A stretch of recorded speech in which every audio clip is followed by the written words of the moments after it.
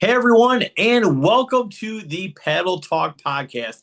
It's episode 127 of this ride. Great to have you along, and we've got a pretty full episode this week. So we had results and a Rainout at Dash for Cash. We've got previews from Franklin County, I believe Atoka, Thunder Valley, Silverback, all kinds of good stuff. Mid Michigan Trail Runners as well.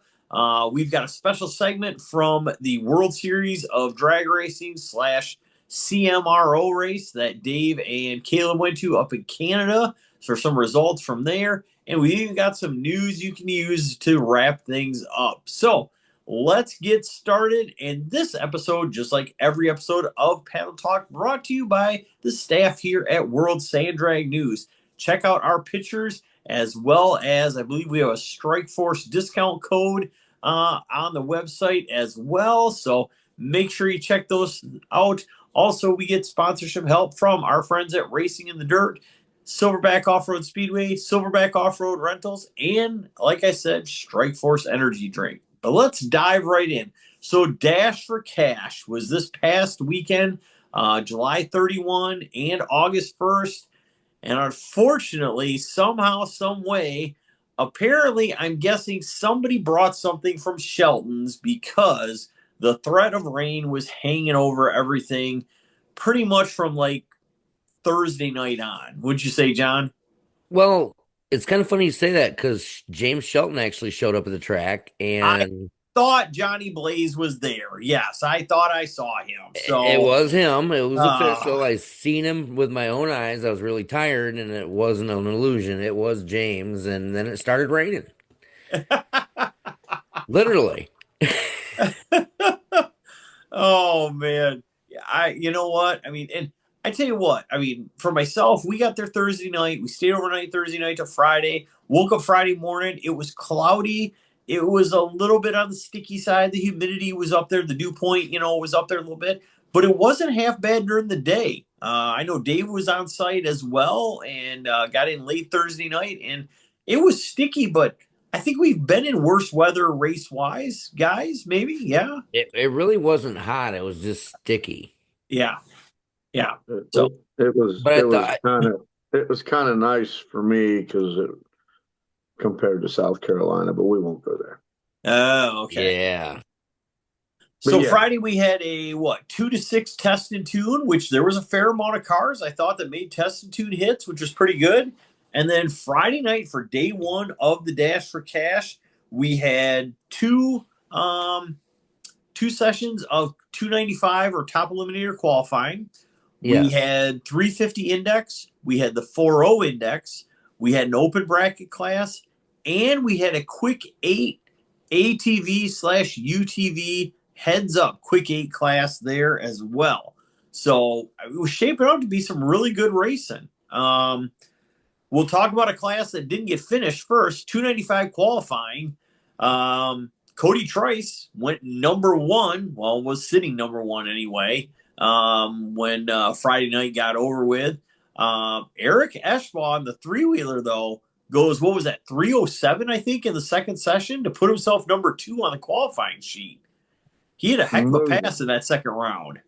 yeah. moving, The thing moving. flies Yes, there. consistently. Dave is right. Very smooth. You could tell with that thing, it just kind of leaves out. It's not violent. It just kind of does its thing. It's almost deceptive how smooth that thing goes, and then you realize how fast it just went, kind of thing. Yeah, it's impressive to say the least. And and it's not just a bike. Eric is a super great guy. Agreed. Agreed. Very good rider, and yes, very much so. So, all right. So 350 index class. We'll go to that first. 350 index. Dean Dangermon, who by the way went 0-0 on the tree against Pat Uriga. I was it? No, it wasn't against Pat Uriga. Sorry, I think it was against Pat Uriga because was it didn't against Pat Pat? Uriga ran like a 3.5 flat against Right. I didn't know him? if that was, but I didn't know if that was the first round or if that was when Dean went. Oh no, I think Dean was like 0-36 on the tree on that pass. That was the final, No, that was semifinal. was it? Yes. Mm-hmm. Dang. So yeah, Uriga semifinal. Pat Uriga went 090 on the tree, which is a dang good pro tree, and ran 3.500 dead on the dial. Dean Dangeron went 036 on the tree and went like 352, I think it was, to take the win. Man, took the package, huh? Yes, very much so. But yes, Dean went 000 in the first round on a pro tree, no less, first round of 350, which that right there put him on a roll. But Dean took the win in the final over Matt Peel, who lit the red light, unfortunately, I driving think the pressure Yankee got to Ford him from all those Dean lights. for Jay Yeah, Dean, Forty.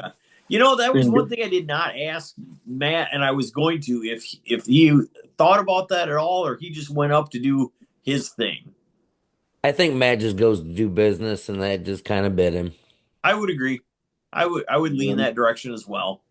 and Dean got him a nice World Sand Drag News shirt too for the Perfect Light. He Yes, did. he That did, was very courtesy cool. of Southern Mm-hmm. Power Sports. Ah, So, all right. So 4-0 Index was a pair of guys that, I mean, we like, and it was Kid Kryptonite, Keaton Hendricks taking the 4-0 Index win. And wait a minute, Johnny, did you run the 4-0 Index as well? Well, I did. You know And what? I'll be honest with you. I had a decent run. I treed the guy. I ran a 405, and then he ducks under me and runs a 401. who was that? It was Ryan Pornia. Oh, that's right. Ryan was driving for Grace this weekend. but Yes. but Isaac John got, if I remember right, got Kid Kryptonite in a first or second round First of round of open bracket, I The think. open open bracket, bracket yes. with a 005 light, if I remember right. Anytime Isaac's in the tower, I'm taking a shot at the tree. Make sure that happens. I can't live that down. Yeah. uh, anyway, so Kid Kryptonite, there, Keaton Hendricks over Jake DeRussell in that Grimace square body, that purple square body truck. Tell you what, that was coming around. Probably didn't Jake's doing a help, really good didn't job. hurt things. What's that? Jake's been doing a really good job. If you'd have talked about him a year ago, he was on the struggle bus. Now he's up there. We talk about him a lot now.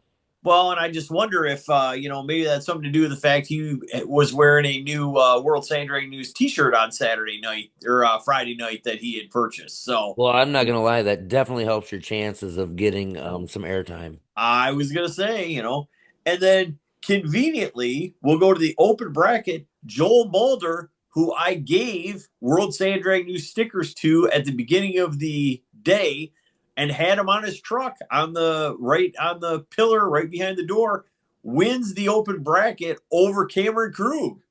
So that's how he beat my pick, Cameron. You didn't tell me that, or I might have changed my choice. I was trying to get David to get some pictures of it during the day. It was right even with the door, right on the backside of the cab. I mean, it looks really good. Nice. I'm thinking maybe Nice. we're gonna have to start a contingency thing. If you I win think your you're right. class and you got World Sand Drag New sticker where it can be seen, that might be worth an extra $20. Could be. Well, we'll look at that in some future events maybe next year. I like that. I think so. So, and then in our quick 8 ATV, which was a heads up eliminator, Eric Eschbaugh took the win when Dan Bennett's bike decided didn't want to start for the final. Actually, I think it had possibly some sort of catastrophic failure that didn't allow it to go to the starting line in the final. But some way, somehow, that thing was not going there. So that was our Friday night. Like I said, a fair amount of cars had tested too, and everything else. Had some Something we people coming skipped, in. Isaac. What's that? We kind of skipped over Thursday night. When we rolled in Thursday night, we had a little bit of a test and tune with a few guys, and then we rolled into 8 o'clock with some food and a DJ, which was really cool to kind of kick the thing off. It was excellent, and I saw a lot of people. I mean, I don't know what do you think? Maybe 50 people, Johnny? Yeah, on a Thursday night. Yeah, and some people even, and this is I think what makes Silver Lake such a unique track too. There were people that weren't staying at the track that came to the track for the meet and greet, which I Yeah. thought was really cool. To kind of meet people and everything else. Thought was pretty sweet. I will say this: I was laying in bed Thursday night, And all of a sudden, I heard this Jake brake, and I kid you not, in my head, I'm like, there's only one guy that could be. I didn't go outside, but the next morning, I stick my head out and I look to the west, and whose truck is there? But it's TJ McDonald. Who knew, right? No way. Absolutely. We were right next to Pat Urigo was closest to us, then was Chad DeHaan, and then TJ McDonald was right after that. So Now I heard he got a quieter Jake break coming up pretty soon, which I'm on the fence. I don't know why he would do that. I don't know. It's kind of a signature move, but I think he'll probably figure some out, duck call or something to put in the stack. Ooh, that'd be pretty so. So yeah, so that brings us to Saturday, and unfortunately, as we kind of alluded to earlier, the weather was the big winner on Saturday, and the race ended up getting canceled before it ever really got going on Saturday. So, but the weather was not good. I mean, that's just how it was. It would have needed 2 days worth of drying for that track to really get back into shape compared to what it was even on Friday with the amount of rain that we had, Friday night to Saturday. So kind of a bummer that happened because I mean, I really felt based on Friday was shaping up to be a really, really good weekend of racing.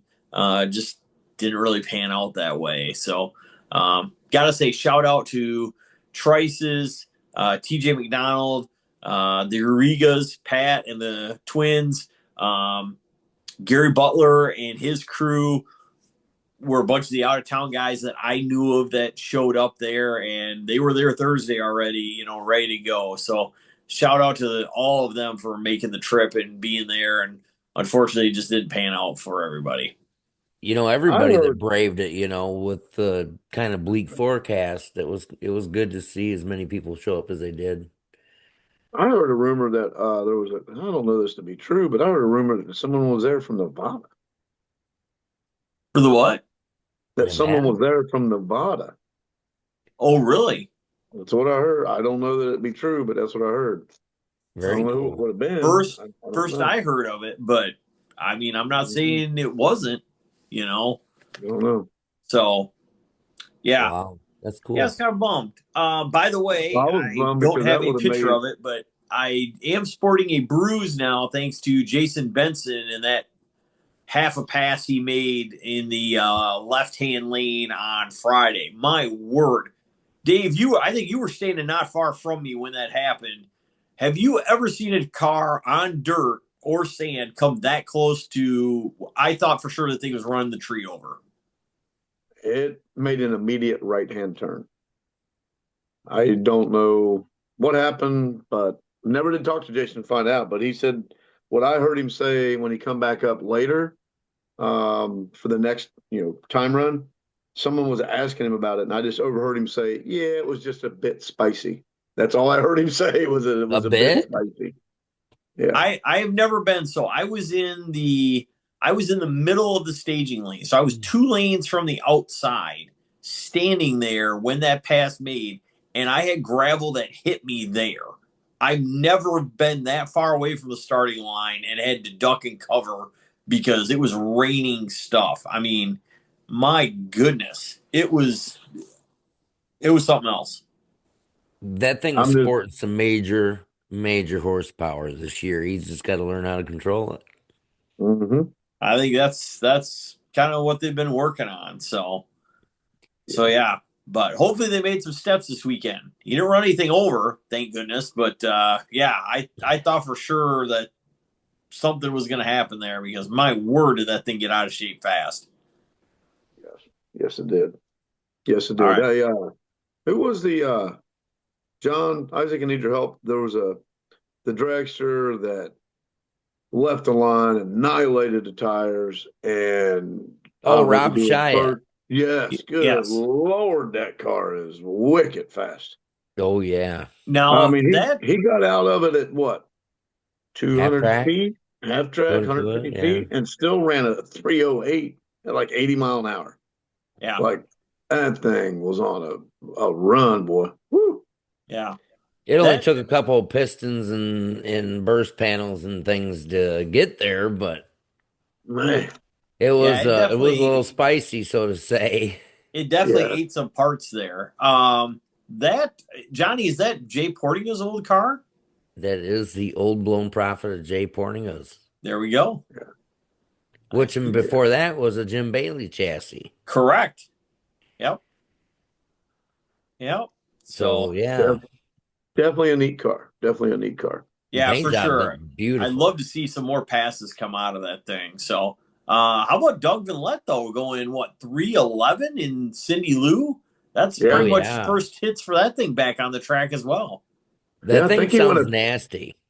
I think he went a 312 and then a 311. I mean, it was Yeah. consistent. Yeah, He's very got much so. a nice and straight. Great job to Doug. Yeah. Great Yeah, job. color combination's really cool too. I like it. Yeah. Sharp car. Yeah.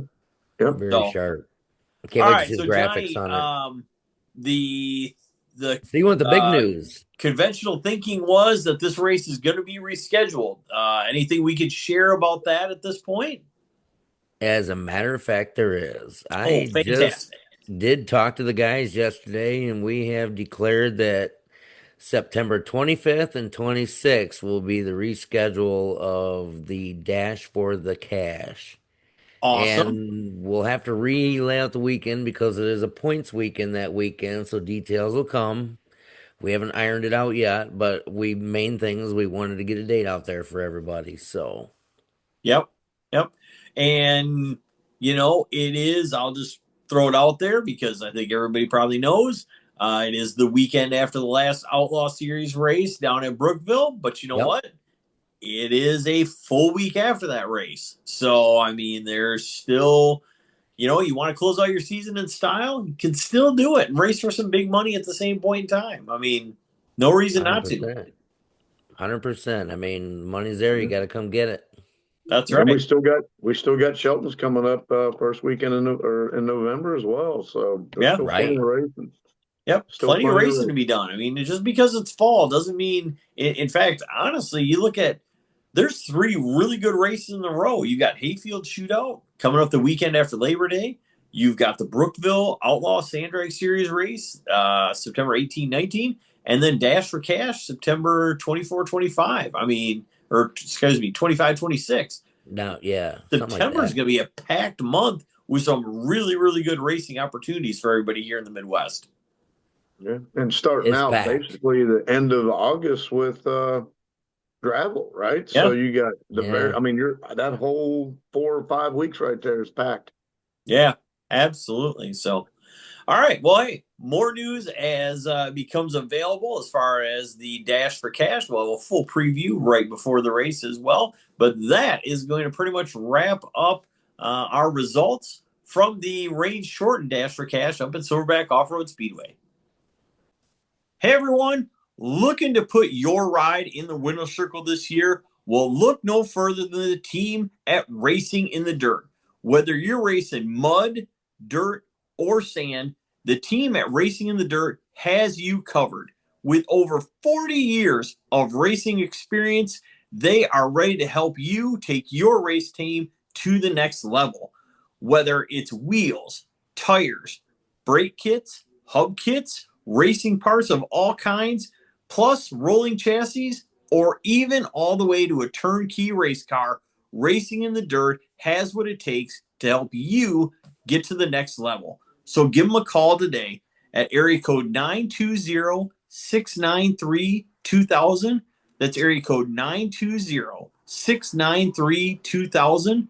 Or you can find them on the web at racinginthedirt.com or check them out on Facebook at the Racing in the Dirt Facebook page. Again, that's Racing in the Dirt from Cleveland, Wisconsin. Hey, everyone, and we have some more results courtesy of friend of the show, Jeff Miller and the Endgame Jeep. They went to the Olivet Firemen's Festival, where they had mud races and they had dirt drags there. And Jeff Miller and I believe Mitch Bosch, Burt Van Bennekom even made an appearance down there. Jason Benson tried to take out a cabin, apparently. All kinds of big fun. So and they were kind enough to, Jeff was very kind to get us over some results. So I really appreciate that. And so we'll kind of go through them. Class 1, 38.5 and down bogger dirt results. So basically a DOT tire, no more than 38.5 inches tall for dirt. And all right, top 5 here was George Stangler in a Ford Bronco. And this they combine the two passes together, and that's what gives you an ET. So it was, I believe it was 200 foot. George runs at 8:23 with a 4. Then Steve Volkema in the Bad Moon Rising Bronco ran 7:69 with a 4. Bentley Nagel in the Unpredictable car runs a 7:48 with a 3 out of 2 passes. Jack Richardson, and if you've ever seen it, Jack's got a like mid-70s Ford pickup, goes 7:24 with a 5. And Henry Cermak, who's got that mid-30s, I believe it is, Chevy pickup, E85 power truck, goes 7:13 with a 7 to take the class win. All right, so then we had open big block. This was a big block class, any motor, any size motor, any chassis, but no, I believe no power adders. So Jack Richardson takes 3rd with a 7:54 with a 4. Nick Robertson, who has, I believe, a K10, goes 7:28 with a 3. And Cody LaPointe takes the win with a 6:27 with an 8. All right, so on to Class 3, which was a leaf spring class, but you could run cuts. Brock Spade runs 6:08 with a 5, takes 4th place. Cody LaPointe, 5:80 with a 9 for 3rd place. Albert Jones in 2nd place, 5:80 with a 4, so 5 thousandths of a second. And Jeff Sequin, the Chainsaw Outlaw from over by Bay City, takes the win, 5:21 with a 3. It's almost half a second difference there. Okay, then we move to all motor. 5th place, Tim Bunker, 5:19. Henry Cermak taking 2nd, 5:15. Jeff Miller in the Endgame Jeep taking 3rd with a 5:14 with a 3. Dustin Simpson takes 2nd with a 5 flat. And Dusty Nielsen takes the win, 491 with a 4. All right, then they had like an Outlaw Pro Stock class as well. 5th place was Mitch Bosch in the Unforgiven truck, which we know from Silver Lake, goes 5:20 with a 3. Jeff Miller in the Endgame Jeep goes 4:89 with a 7 to take 4th. Dustin Simpson goes 4:76 with an O to take 3rd. Jeff Sequin and his Flying Wedgie truck takes 2nd with a 4:46 with a 7. And Henry Cermak takes the win, 4:43 with a 2. Did you say Flying Wedgie? Yep, that's what Jeff calls his. It's like a mid-30s Ford pickup. That is awesome. Yes. All right. So I would also encourage everybody out there, if you look up the Olivet Fireman's race here, you'll see Bert Van Bennekom is missing something. Bert apparently rolled the line with no wheelie bar, and we'll just say the result was less than, I mean, it made for a great picture. It probably did not do any favors for the chassis at that point. It didn't, it didn't look very replaceable. No, and that car hasn't exactly had an easy life to begin with. No, sure that guy's kind of brutal on frames and motors and anything he gets his hands on. He is. So, okay. So top 5 in the open dirt class. Chris Torren goes 5:38 with a 9. Mitch Bosch is 4th with a 5:20 with a 7. Jeff Miller in the Endgame Jeep goes 4:68 with a 9. Eric Bidlack brings his Pure Fury car up from Ohio, I believe. Goes 3:61 with a 7. Goes 189 on his first pass. 172 with a 3 which is quickest pass of the event on his second pass. And then Greg Monsmith out of Indiana takes the win, 346 with an 8, matches Eric's 172 with a 3 on his second pass, but goes 174 with a 5, and that was the winner there on his first pass. So great job by everybody out there. And, even though it was a single lane event, and it was 150 foot. I believe I said 200 foot earlier. It was 150 foot. I thought those were really good times. Still pretty. I was thinking the same, like, man. Yeah. Very respectable, though, for even 150 foot. And I tell you what, even though it was single lane timed, stuff, I mean, not the side-by-side stuff that we're used to and everything else, there is a lot of trucks listed on these pages for entries. I mean, that's very impressive yet, I got to say. So. What was Jason Benson doing in the cabin killer there? Jason Benson in the all-motor open class went a 237 with a 2, but if you watch that video as well, it goes off the track to the left-hand side, and there's a cabin there, and by his own words, he squeaked by that thing and was surprised they didn't leave a black mark from the tire on it. He actually was running a little bit of news. They were actually running a set of 44 cut boggers on the back on single outer bead locks, and it literally simultaneously blew both the inner beads off on that pass. And they actually had to pick that thing up, I believe, with like a sky track to get it back to the trailer because both the rear tires were pancake flat and they had no way of getting that thing back there. Oh, that sucks. Mm-hmm. So, yeah, that thing definitely is making some big power. So, yeah. Yeah, I think I've seen that video on that. Yeah, there's some good video out there. Like I said, even though it's only single lane stuff, there's still some pretty impressive video from the from that race, and very interesting. The Mud Mitten series is actually who put that thing on. So they do a lot of mud racing around Michigan and stuff, but they had that, and they did a combo dirt drag / mud racing event. So that's how some guys, showed up there. So it sounded pretty cool. Yeah, it sounded very interesting. And the turnout was really cool. So yeah, had good turnout and everything else. So that was good for them. No ATV or UTV class. Just throwing that one out there for the sake of fair reporting. So, but yeah, sounded pretty cool. And hey, I mean, look, there's a decent crowd there too. So nothing wrong with that. Not at all. Not a bit. So, all right. I think that's going to put a wrap on all the results we have currently for review. No, we got one more. What do we got? We have someone that finally got in the 3-second club. Won't you tell us about that there, Isaac? Oh, yeah. Fill us in, buddy. I think you might have a little inside scoop on that one. I might.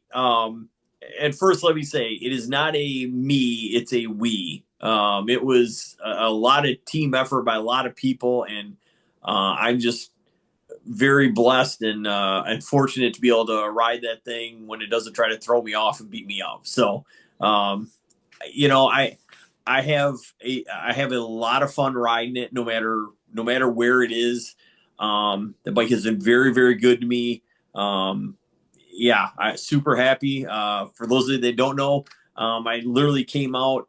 Dan Bennett helped me make a helix change Friday morning, and we came out in 3 passes in a row. I set personal best. I'd never been quicker than a 405 on it. I went 404 first pass out. We made a tire pressure adjustment.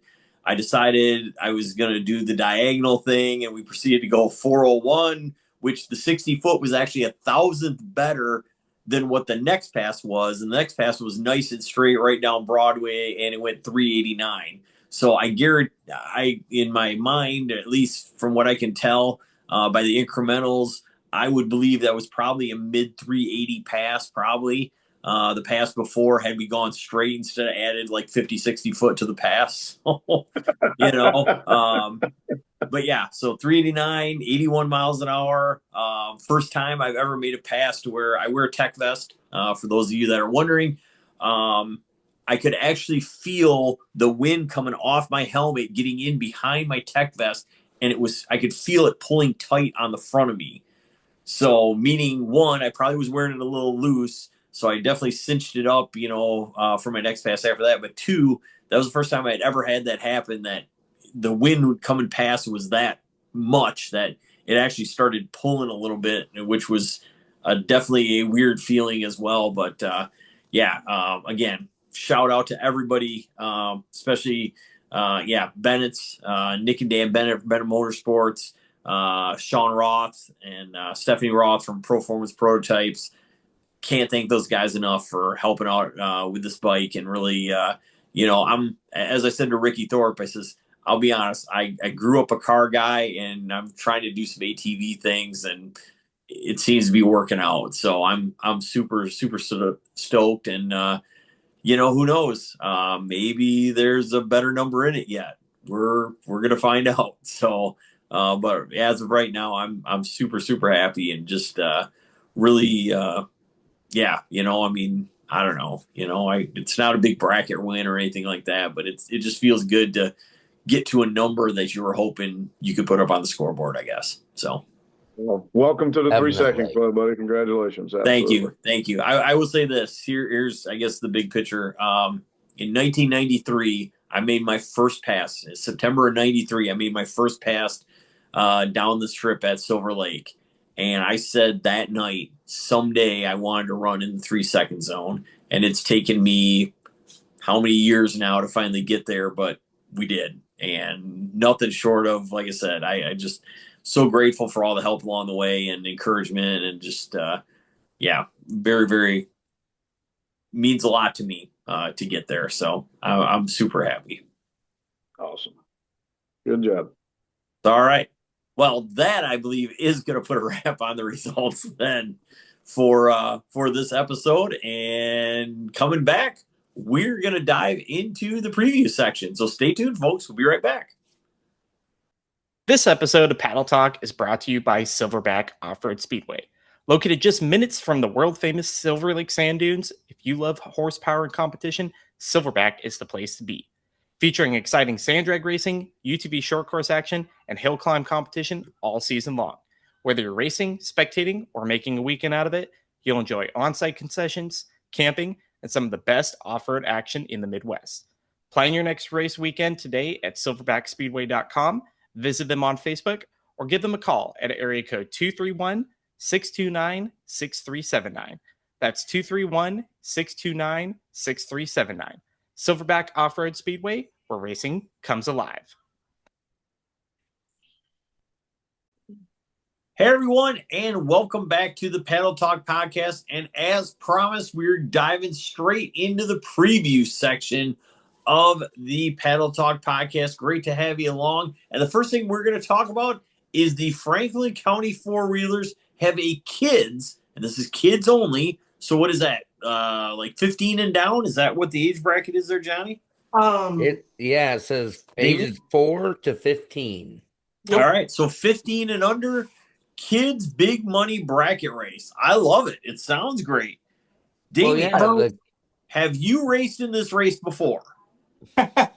No, they only started doing this last year, so it's been a good 18, 17 years since I've been in the juniors. It feels like yesterday. What can I say? So either way, well, you were the one dragging me out of that poor dragster. Well, that's true, All right. So the Franklin County Four-Wheelers are putting on a kids big money race, which I love. I mean, that's great, at the Brookville track in Brookville, Indiana. John, you have some details for us on that. Well, I have very few details, but I have some details. It basically says it's a 300-foot bracket race just for kids ages 4 to 15, side-by-sides, quads, junior dragsters. Come and support the future of the flat drag racing in Franklin County. It says a $10 gate fee and free grandstand admission. Of course, that's at Franklin County Four-Wheelers. Yes. And they've got a list of sponsors. I'm not going to go through them. It's huge. It is huge. Oh, yeah. And I believe And I believe it's even double elimination, right? Well, That's it doesn't generally really what say, but I think so. I think it is. That's generally what they do for the kids down here. Okay. And last year, I know the payout was really good for them. I don't know what they got for them this year, and I can't remember the exact amount they gave out last year. But they made a small change to it this year because last year they started the kids at like 10 or 11, and they didn't finish up till like 4 o'clock. Good. There was that many. I see we're on there, which is good. I like that. Oh, yes.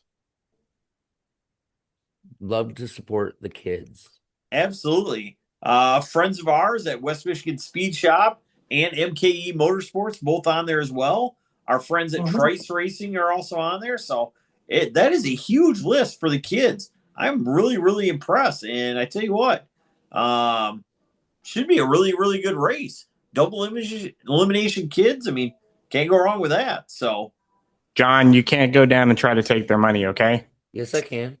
We don't got You that just going have on to this take it weekend. after the fact.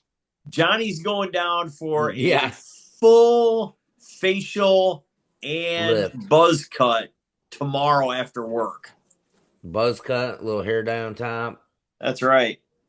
They're going to slather some Nair on where his beard is to try to get him all fresh faced for Saturday. Oh Going my to be a God, lot Nair. of skin cream to get rid of all them wrinkles. What about the wrinkles? So you're What going you to need a talking lot about, of Willis? skin cream. What you talking about, Willis? Little But oil no, of there is a Olay and he'll be chance. fine. So There is a chance for some of the adults to get some of the money away from the kids. They're doing it sort of like they did up there at Silverback. They had the kids versus adults. I've been pushing for this for years because we did it once years ago, and I'm glad to see two of the bigger tracks, Silverback and Franklin County, both doing this. They're going to have a pit vehicles gamblers race. They're going to let the kids enter in their own junior vehicles as well. nice. I like it. That ought to be pretty sweet.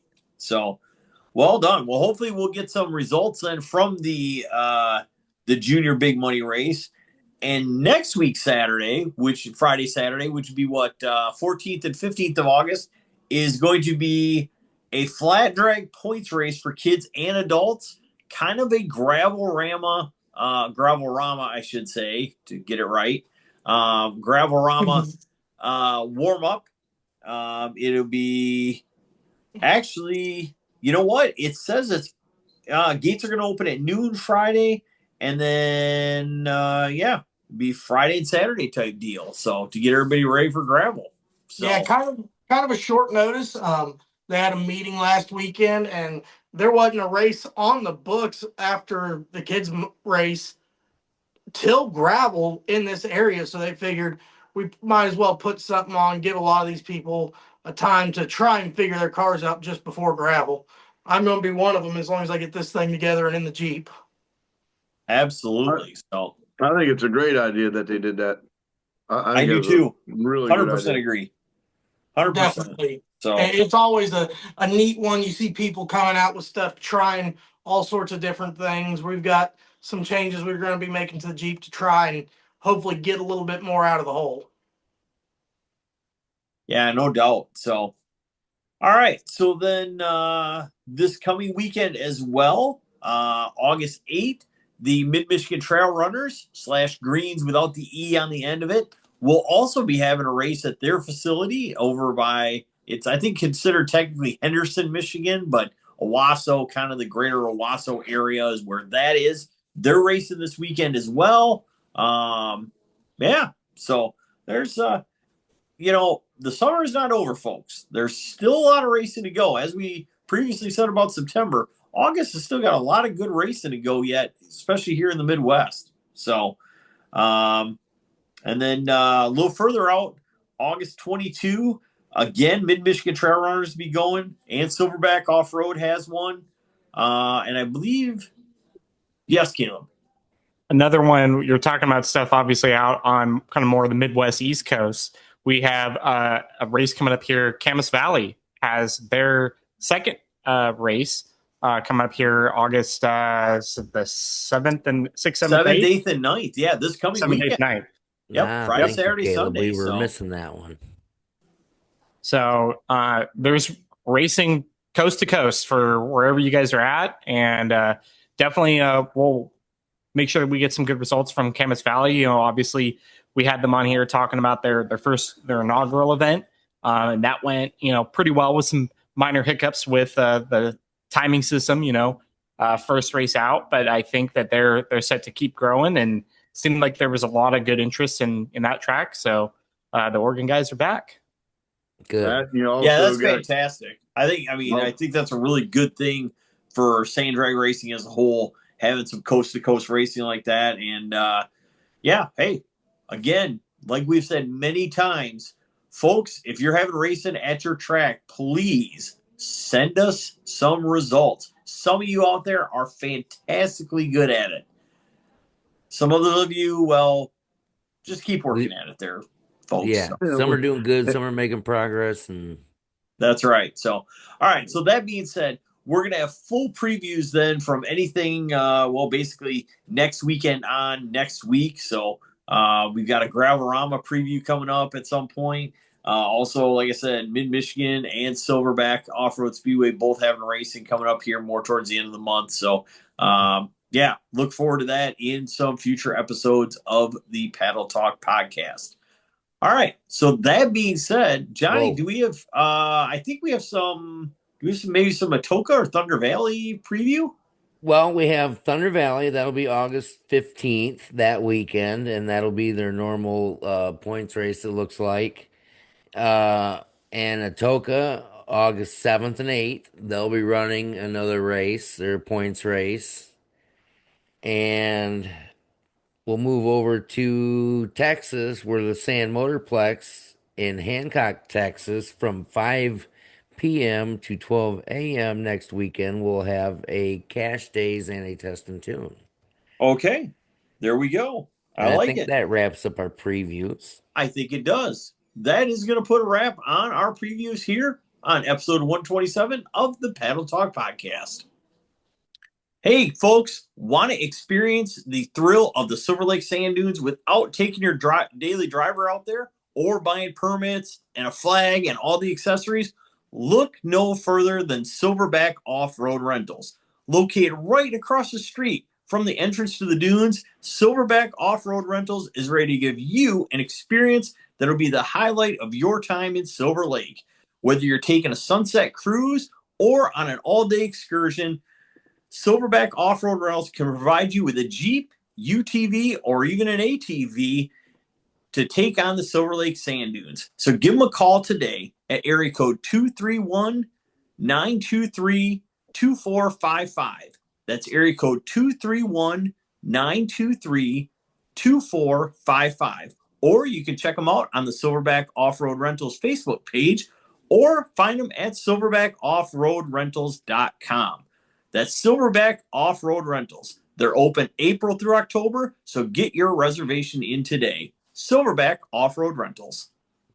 Hey, everyone, and welcome back to the Paddle Talk podcast. Now we've got a section that's probably 2 or 3 weeks in the making. Everybody's schedule is kind of being busy. Dave was in a non-extradition country for a little bit. I mean, it was crazy, but we finally are all together again, joined by Shayne Neigum and Warren Cooper, otherwise known as DB Cooper. No, just kidding. You're safe here in Canada, dude. It's all right. You're only wanted in the States. We'll cover that up. But anyway, Great to have them along. Gentlemen, the Norm Neigum World Series of Dirt Drags. I love it. I mean, it just sounds like a cool name, right? I mean, maybe Drag Illustrated should have talked to you guys before they did the World Series of Pro Mod, because I think the World Series of Dirt Drag sounds way better. But Caleb and Dave Applegate were both on site. Caleb, I'm going to let you run with this, man. Take us through it. Yeah, so obviously, thank you so much to Shayne, the whole CMRO crew, for having us out there. Dave and I have probably about 5 podcast episodes worth of stories, I think. So we're going to try to rein it in and keep it down to a reasonable length here. But our stay up there was great. The whole facility was just absolutely top notch. Shayne, we've talked up just on the preview of how cool the facility looked. And, Dave, maybe you can chime in here too. I think just the overall facility's layout, The grandstands were super cool. The concert stage, just basically the whole venue, having the mud pits on the outside of the dirt track, the freestyle motocross going on while you guys were doing the main track prep. I think everything just was a really cool deal for, some guys that are from the States and not necessarily seeing quite as much going on during one event. Oh, we can't forget about the Shayne, I'm going to need your help with this one. The kids' sand pit. What was that called again? The Looney and Tooney sand pit. Yeah. So what you didn't know was once the concerts really got going and the adult beverages was going, me and Caleb went over there and we found. Well, I'm just kidding. We didn't find it, but yeah, that was really cool. That's something we've never seen wanted sign with your faces on the back of the bleachers saying "Not allowed."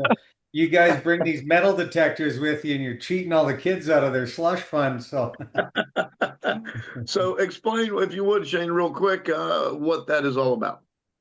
yeah, that's just a fun thing we've done year over year. That it's a family-friendly environment. Not just you don't just got to be a gearhead to enjoy our weekend. And I think you guys seen that, but.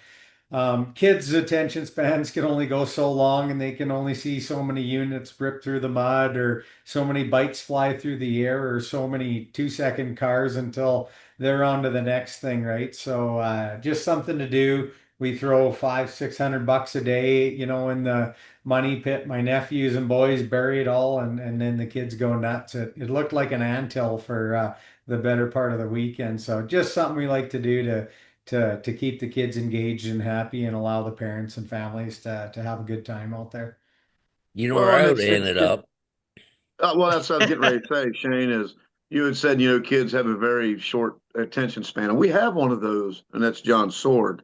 So probably if John makes it up there, that's where you're going to find him. I don't know if he's going to be doing any video and he's going to be playing in the sand. So, we'll see. But yeah, that was awesome, man. It was awesome. Warren, Caleb, whenever you say, we'll get to the whole CMRO truck thing, because that was very cool. Yes. So, yeah, sure. You want to jump into it now, Dave? Or? I say we do it. All right. So let me go. Okay, so we're cool. there, and I'm trying to do the best live that I can, and Caleb's trying to get pictures. But guys, you got to remember the track is extremely wide due to the mud pit and a very nice wide dirt drags, and then the mud pit on the other side. So it was really hard to get everybody in, in the screen. And I'm looking at this truck that, that Warren and the guys uses from his crew to kind of a makeshift tower, really. That's where they do their timing system from. And there's 2 girls in there, which we'll get to that here in a bit, that did an excellent job with that. And I'm looking like, man, I got to get a better view. So I just went up to Warren and I asked him, and he looks at me like I'm completely lost my mind. He's like, you want to do what? I'm like, well, I'd like to go up on the truck. He's like, you're going to get pelted. I'm like, you don't understand. I'm the guy that's with World Sand Drag News that does not care to get pelted with anything. It doesn't matter. And he goes, sure, you can get up there. So he helped me get up on the truck, and that's where he was able to give you guys the views that we were able to. Later on, we done a little bit safer. We got a ladder from Shayne there. But man, that was awesome getting up on the truck, and the girls inside the truck were cracking up about it. Every once in a while, I'd look over after a car goes down, and Warren would look up and be like, okay, he's still up there. He didn't fall off. You know what I mean? It was great. It was great. So, and Caleb, you got up there as well. Oh yeah. Between the live feeds and just getting some photos from up there, definitely was, I think we called it the best seat in the house, Dave. Yes, we did. Best seat in the house.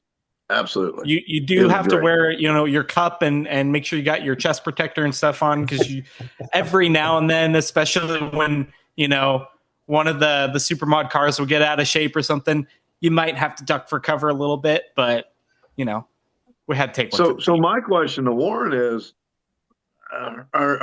is that the first time that's happened, that someone's asked you to go up on there? Have you guys done that in the past, or is that something now that you're thinking of, hey man, we might put something up there?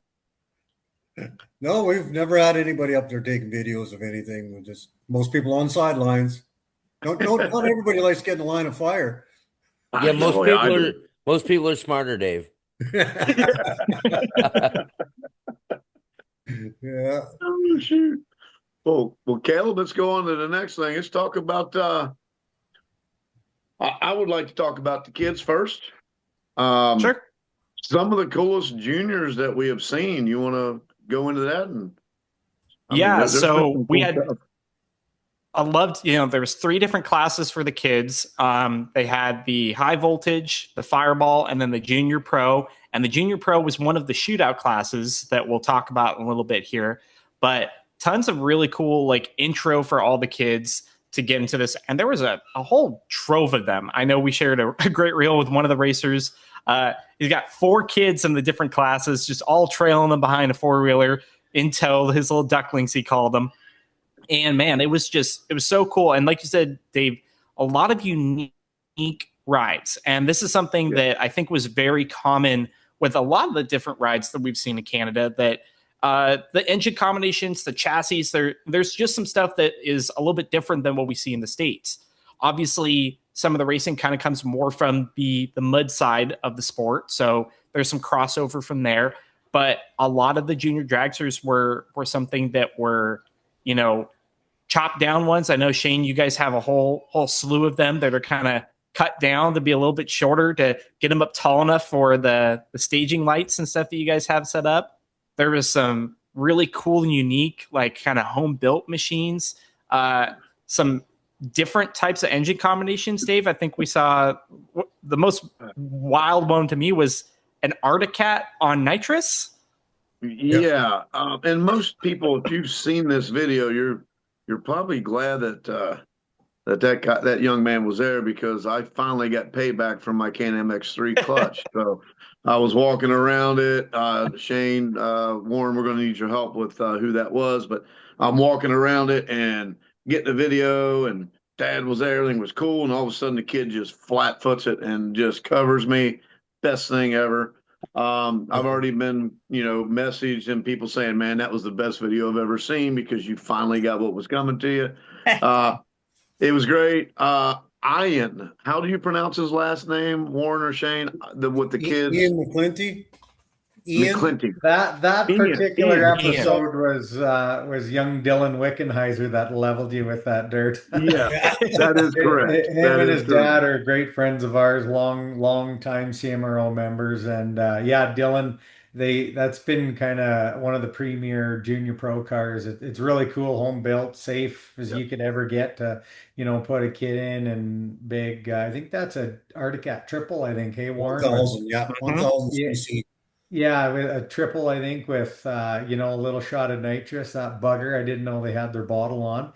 It's just like Might want a rematch of the final. No, it's all good.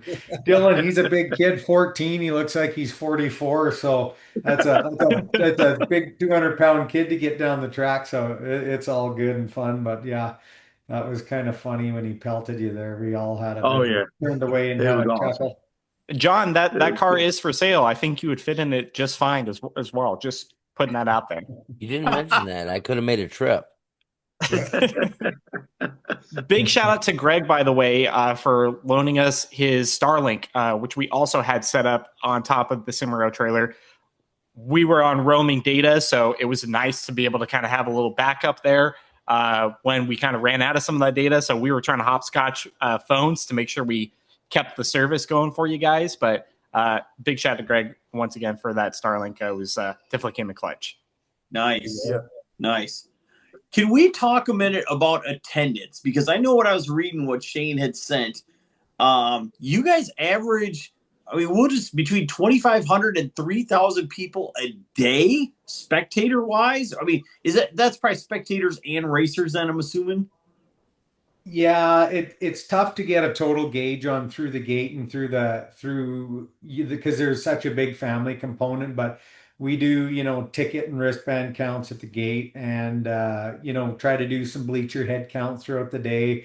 My wife and mom and right-hand girl, cousin Brittany, who, are the backbone of the show while I got the racing suit on.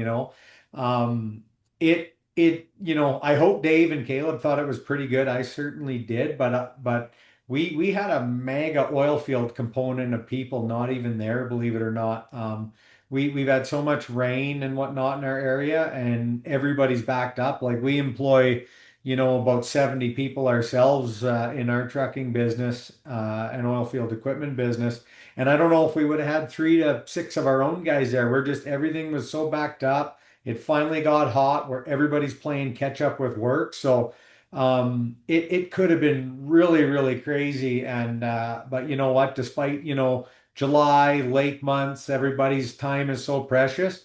It was still an unbelievable crowd, and it definitely, justifies how worn out I think I still am from all that, and when you come around the corner, for a semifinal or a shootout final, and the place is 3/4 to semi full, it's exhilarating as a racer, and that's a feeling that you just can't get anywhere else, so all in all, super happy. With our attendance, and especially I just want to give a shout out to how many units showed up, from the juniors to the mud trucks. There was a wall of mud trucks that lined There half was a a ton fence, of them. and then right up to super stock pro mods, 2-wheel drives, and then a good turnout of, badass super mod cars. That's a lot of units to get through in a day, and I want to just give a special thanks and shout out to Warren. He pit bossed like a madman both days, went hard, ran a unbelievably good show, and it sure shows our spectators always had something in front of them, and we hope, look forward to the feedback you guys give, Caleb and Dave, and just hope you guys truly, like what we're doing up here. Yeah. Definitely. You mentioned having a wet June there, Shayne, and one little negative thing that we did find in our trip there, the mosquitoes were out in full force. Now, thankfully, at the track, you got the spray going down there and kept them at bay. But as soon as we stepped off the property, they quite liked me. I think more than all of our new Canadian friends. The Canadian mosquitoes, man, they were very friendly. Even Dave, who is normally immune to their charms, we'll say, got hit a couple times. So. Yeah, yeah. And my girlfriend's in the background laughing because she's listening. She's like, "Oh, I know what she's thinking. I'm so glad when you got home that you had mosquito bites on you because she can't even walk outside the door at our house here in South Carolina and get bit." So if she would have went up there, Warren and Shayne, she would have had to stay in a hotel. Like, there's no way that the mosquitoes have been outside the door to hotel waiting on her to come out. Like, it's that Yeah, bad. I feel bad for her. that's one thing that stressed me out all week. Like, we're battling that because we've had a abnormally wet year leading up to the show, and I don't know, Derek Smith, good buddy of mine, and Colin Bevan with Kindersley Air Spray. We had planes in the air, we had 120-foot John Deere sprayers going every day. Like, we did everything we could and threw considerable bucks at it to try to make sure they were at bay, and we definitely knocked them down, but you ain't gonna get them all. No, I tell you what, no, that it was was a great. hugely popular video at my work of the sprayer with the boom spraying mosquito repellent. I was showing it off at work, and people are like, "What are they doing with it?" I'm like, "They're spraying for mosquitoes." They're like, "That is far out." I'm like, "I know, that is awesome." The first night we had it, I don't know what Dave thought. He was under there with his mouth. He thought it was beer. I don't know. I don't know what he was doing, but Dave, hopefully you don't grow an extra head or extra hand or something. I might. I might. Well, it's awful shiny for some reason. John had You to put his ain't kidding. sunglasses on earlier, so It can't be any worse than Cincinnati air. yeah. Yeah, it was amazing. There's no doubt we greatly appreciate all that you guys did. Warren, you were awesome, very helpful to us when we needed help, like who's that guy, who's this. For those that are in the States, that even if you can't make the trip with your vehicle to go up there, and grab a plane ticket. You know what I mean? It's well worth going, without a doubt. For sure. Definitely on my And- bucket list of events. For a small town, we got to do a quick mention of a very cool stop that we made that unfortunately we didn't get to finish our little tour at. But you guys have a cool little museum there in the middle of town. All kinds of old farm equipment and trucks and old like school building, church, blacksmith. Like, Dave, we must have been there for 2 or 3 hours just wandering around. We got kicked out. we didn't know that they were closed. We just walked in the back. We shut the place down. Yeah, some lady comes out. She was sweetheart. She was nice. She says, "Guys, we're closed. We looked out and seen your car. I'm like, well, they got to be in here somewhere. We didn't know. We was out looking around everything, But that is I mean, we've got some videos of it recorded. But Caleb went in that little school and he opens up a desk and there's literally original, like early 1900 school books in it. It's amazing, amazing place. Mm-hmm. Yeah, that place was so cool. Every nook and cranny. Yeah. What was the name of that restaurant? The barbecue place? Montana's or something? Montana's? Yeah. Am I saying that right, guys? Yeah, we went in there. That was good. We also went to what was the first one we went to? Everybody was telling us about Coliseum. Coliseum. Yes. Coliseum. Yes. Yep. So we Hey, I'm just glad I finally got to try some poutine. Oh yeah. I hear him in the background. What'd you call it? What's it called? Poutine. So he's saying that in my mind. I'm going, aren't you married? What are you saying? Oh my goodness. Wait, is that like ghetto? Yeah. No, not at all like man. ghetto. I never thought about it. Shayne and Warren, when we come back up, we're going to bring you some ghetto from Cincinnati. You're going to love it. Oh, I got put in their poutine. Yeah, good stuff, guys. Do we have we got some results there, Caleb? Yeah, let's jump into it. So let's start with the dirt drags in the kids classes. So as a reminder, folks, okay, we're going to go through, and these are the CMRO, Canadian Mud Racers Organization classes. We're going to talk about them first, and then we'll talk about the shootout classes. So for us stateside people, especially the 300-foot world, this is 200-foot dirt drags, and we're going off of total time. So reaction time plus elapsed time.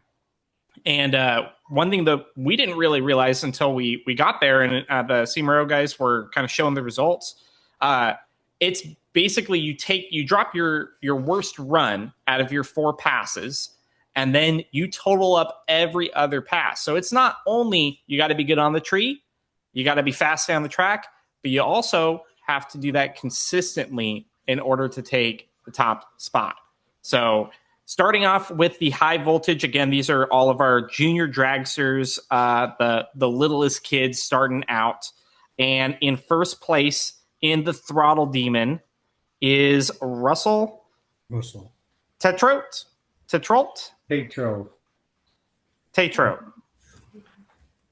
And in second place, we'll do top 3 in each of the classes here. Second place was Adam Bishop driving the Spawn of Gremlin. Yep.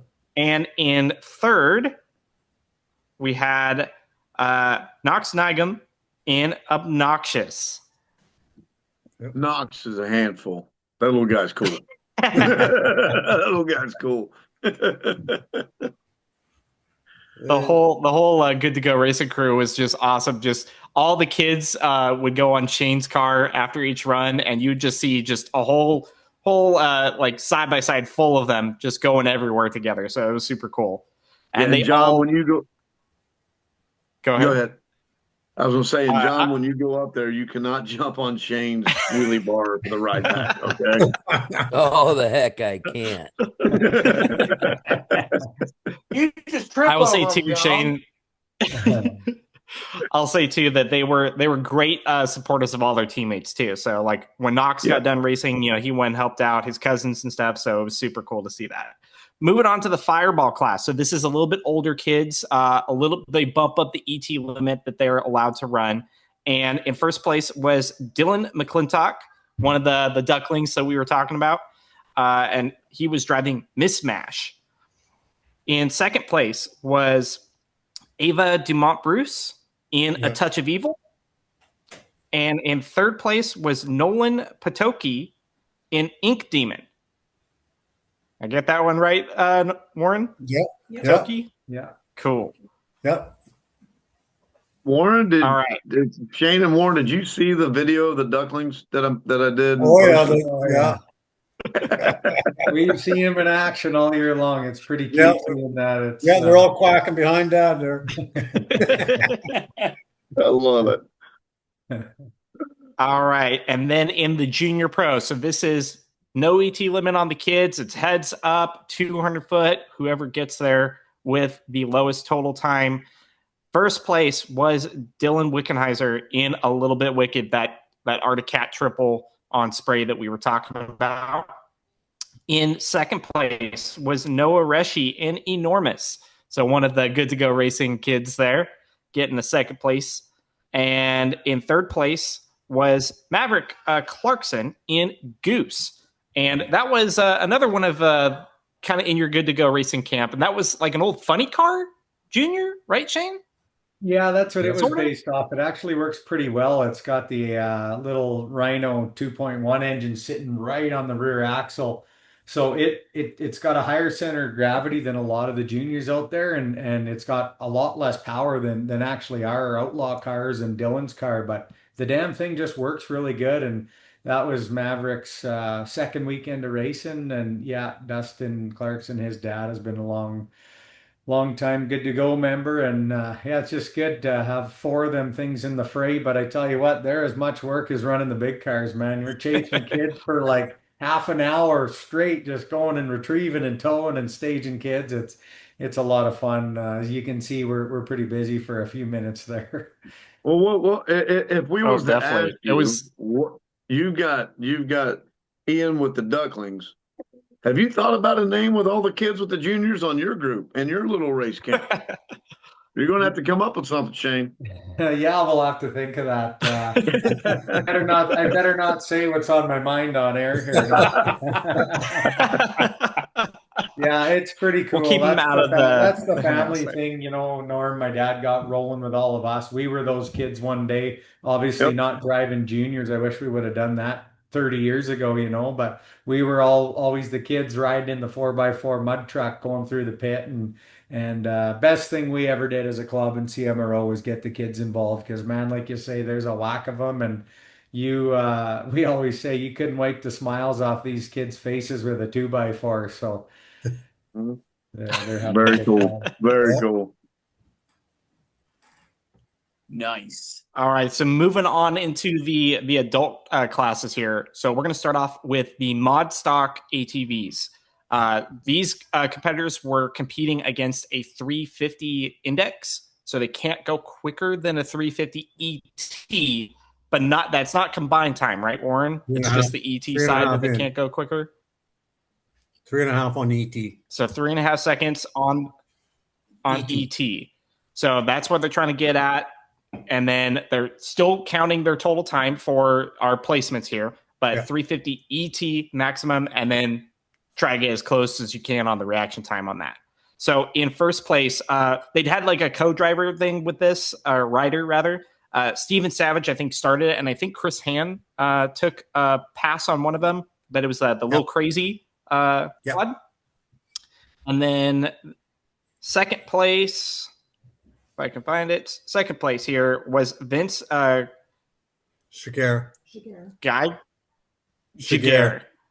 Vince Giguere on Joker, and that was that nitrous assisted Can-Am that we were talking to for a bit on Thursday there, Dave.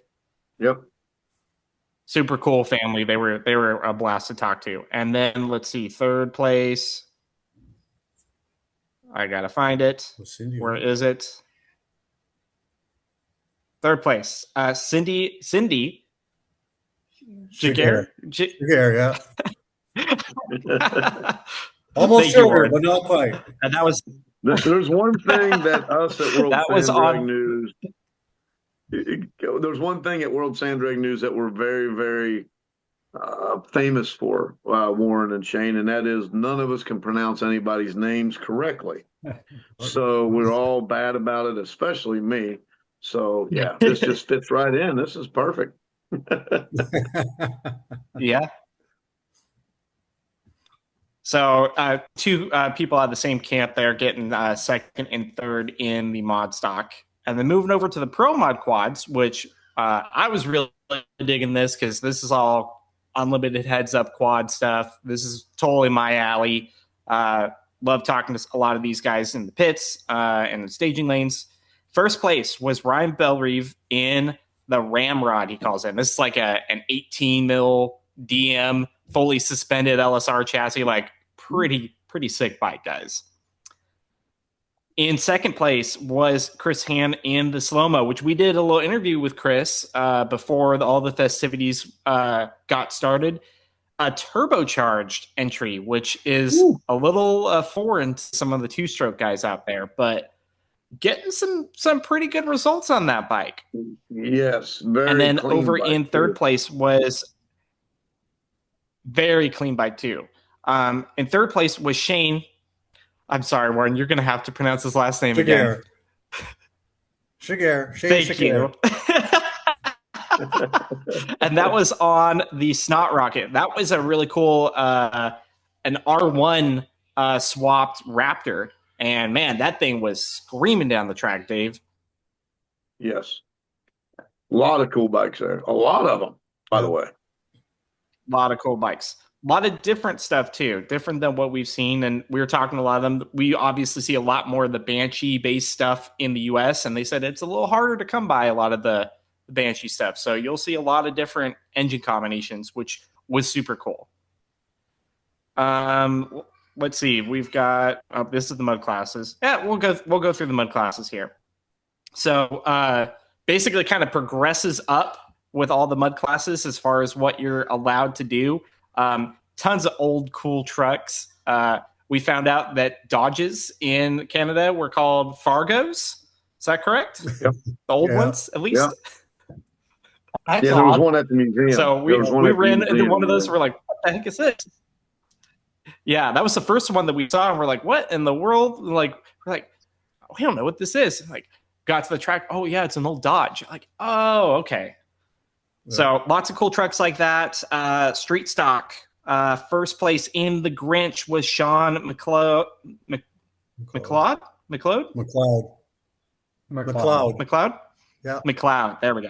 There we go. The Grinch. That was super cool. We are going to have to do a grudge race with him and Doug Vinlett. So I already told him that. It's already taken care of. Doug, be ready. This guy's a killer. Second place in All In was John Castor. And in third place in the Mud Mule was William Hall. So that was street stock. And I'm not going to pretend to know all of the class rules. Warren, if you know anything just off the top of your head that's like the main distinguishers between the classes, feel free to chime in with what street stock is. Your street stock is basically the vehicle has to be what motor it came with. No add-ons to it. It's just original as was. So like as far as that Fargo goes, it came with a 440 or 360 in it. It has to have that kind of engine in it. Can't be no updates on it, nothing. It's just all stock. No bolt-ons, not even on the wives or girlfriends, guys. No bolt-ons. I love it. We saw several of them also competing in multiple classes. So moving on to mod stock. So what things are they allowed to do once they bump up into mod stock? Mod stock, you're allowed 3 add-ons onto that engine. So you can put on an intake, headers, you can put a cam in it, but you're only allowed three items on it into that motor. And so 3 items onto the motor. Pretty much the rest has to be original. Gotcha. So that's why we saw a lot of the guys competing in street stock and mod stock. They felt they could bump up and compete. They can bump, against take some their of the mod street guys truck and compete into the higher class if they want. Yeah. So first place in that was the after hours truck of Kat Gauthier, and second place Gauthier. Yeah. Thank you for that, Warren. Second place was Captain Chaos with Jared Spurner. And in third place, Spurrier. Sorry, I'm also trying to. I'm trying to read the handwriting here and stuff too. Yeah. Third place was the Under Pressure truck of Charlie Smith. I think I got that one correct. Yeah, you got Charlie. No, it's Smythe. We're gonna curveball you. No, just kidding. Smite, yeah. Okay, and then we're Not as bumping bad up. as us trying to say the Icelandic racers' names. Oh man, you guys would have a hoot listening to that. That's always fun. Okay, trouble. Pro Stock. Pro Stock is our next class here. So Warren, bumping up from mod to Pro Stock. What are we allowed in the Pro Stock mud trucks? Pro stock mud trucks are basically just about anything. Except for you can't run ag tires. And You have to have single DOT car tires. You can have any horsepower you want, but you have to have DOT mud tires. Gotcha. and just a single Okay. single carburetor in that class too. You can't have a Yeah. ram or a dual carb. Gotcha. So we're still at this point. We're still something you could probably go and street around, but we're getting to some pretty hot trucks here. Yeah.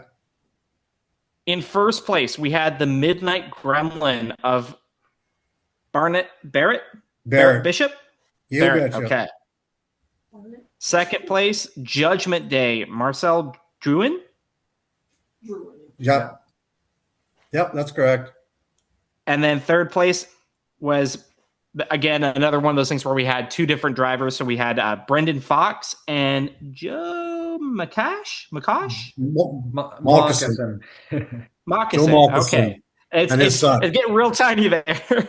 And that was in the Shocker truck. Yeah. And then this one, I think I got the rules on this one. Open mud. Yeah. Basically open. So you build do whatever it, you want. Yeah. You build it, you run it. Shane's going to take his in the mud class next year. We've had them in there. If you're washing, okay, still maybe not. They're supposed to be in the sand, but we've seen them in the mud too. Yeah, I have put her in a mud pit long time ago. Was not happy about that. Still got it's dirt pretty in the it's nooks pretty and deep and crannies. soupy, guys. So Yeah. you definitely get to that wash station out there. Definitely got its use that race weekend. So first place in open mud was the unnamed and untamed truck of Derek Shayne. I think it's Shayne. Yeah, Derek Shayne, yeah. Shayne? Okay. That truck, man, that thing was pretty rowdy. Yeah. Second place was Warren Casper in. Oh no, that's you, Warren. What am I talking about? Warren Cooper. Hey, we got a new nickname. That's for right. you, So Casper. okay, we probably should. We should. now. It does look like Casper on the shield, just a little bit. So we probably should have talked about Warren. Beyond just being the pit boss and running, the whole show, he went and jumped in and did some racing of himself in Papa's toy. Tell us a little bit about your truck, Warren. Yeah. No, that truck, it's a Chevy S10 Blazer on a 3/4 ton Chevy chassis. I'm running around 700 horse out of it on a 454 Chevy engine. And are you on cuts or DOTs with that? I can't remember. I'm on ag tires.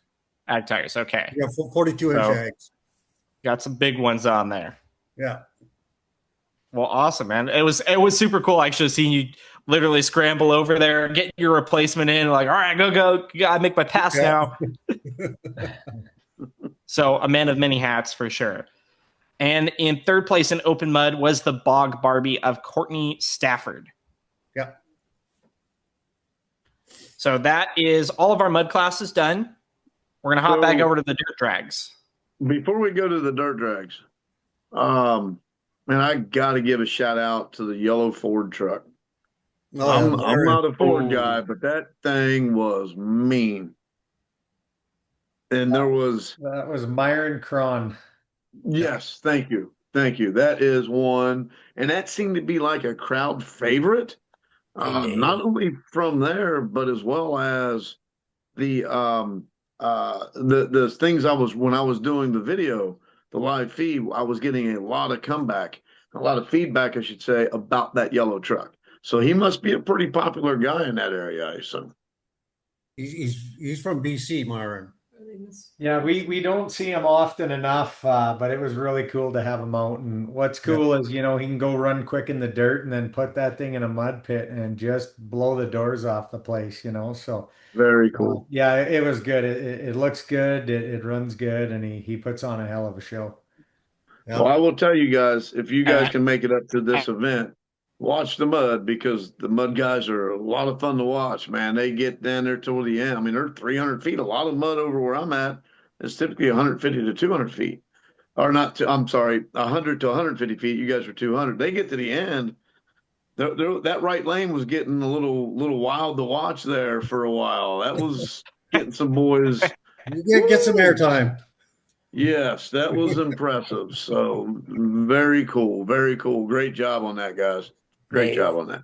Dave, how are you not a Ford guy? I'll say it's too, Myron. Other than, Don't you drive a Ford, Dave? I is do, he but not a Ford guy? Okay, yeah, that's what he said. I hot rod Fords. Oh, okay. Engine. Yeah, don't say too much because he won't bite me back, John. Come on. Buddy. Well, I'll tell you what, that Ford, I'm not a Ford guy either, but other than the super mods, I think that was the loudest thing on the property too. Yeah. Yeah. That thing screamed. Yep. Okay, so we're back onto the dirt drag. So we're kind of going down the run order of show, and we're moving over to Super Stock. And in first place in Super Stock, if I can find it,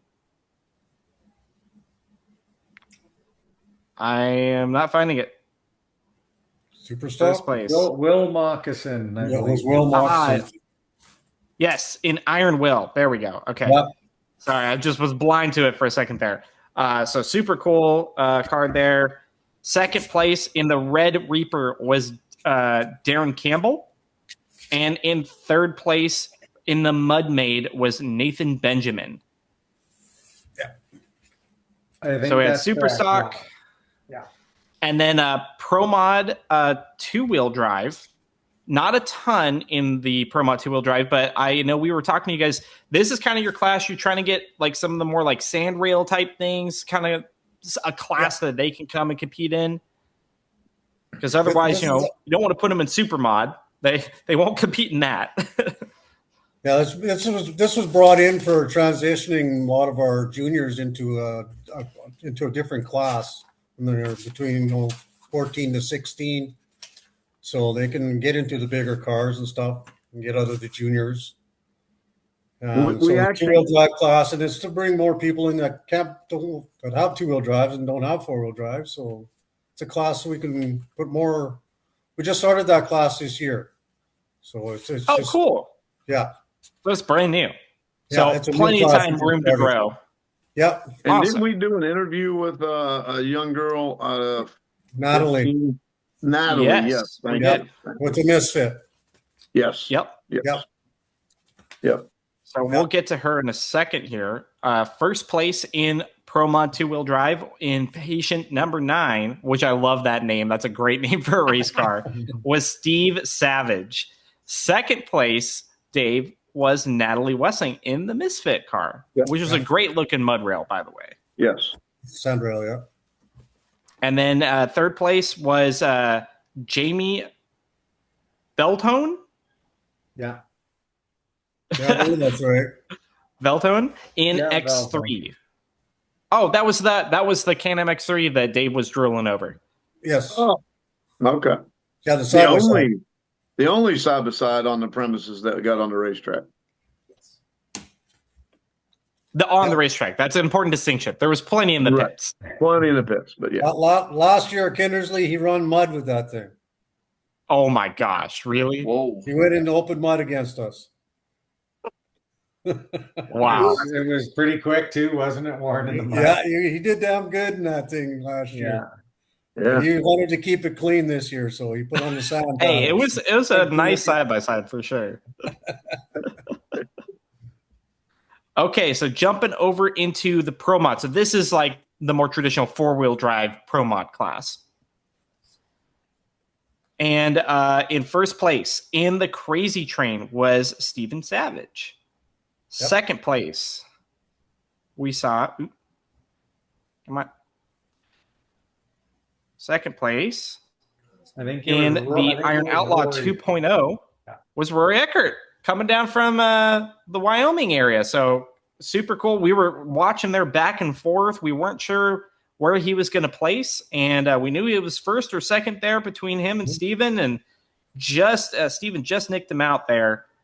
So Rory getting second place and in his first time up into Canada. So awesome job there for Rory and the Eckert Racing guys.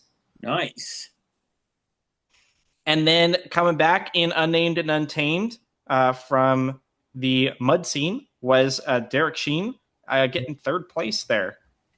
You betcha. In the Pro Mod class. All right, let's jump over into Shayne's favorite class, I'm sure.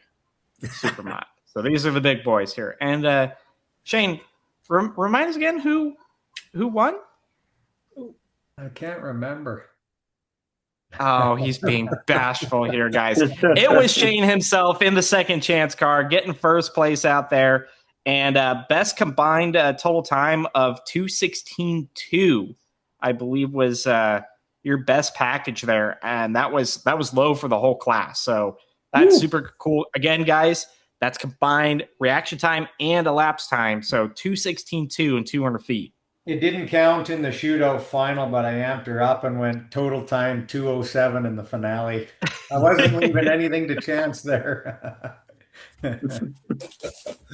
Second place in the super mod was Brendan Ashbury in the Blue Bayou. And I love the spelling on this. It's Bayou like down south in like Louisiana area and stuff.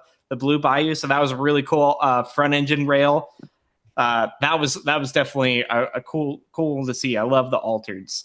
Now there was and two then in third, similar there. There was two, yes. One with flames, one without. So can you help us out there? Which one was the one that got runner-up? Was he the one with the flames or the one that was just all blue? With the flames, the blue with the silver flames. Yeah. And his dad, Brad, longtime veteran of the sport in Canada, didn't have his hot rod ready. He's got it's almost a twin to that blue one, but it's black with yellow flames we actually sold him a Brad 8 Hemi, and it runs pretty strong, but they just couldn't quite get it done in time. And pretty cool. Those fellas have been loyal to us and our club. They make a couple of our events a year. They haven't missed one of the shows in Kindersley since inception. So kudos to those guys. Good friends, and they definitely are a big part of the show as well. Yeah. Good. And in third place in the Dirty Intentions was Dallas Horton, and thankfully he got his passes done in the first three sessions because man, the Horton crew had a rough weekend. Warren, you had a front row seat there, so tell us what you saw happen to Dallas.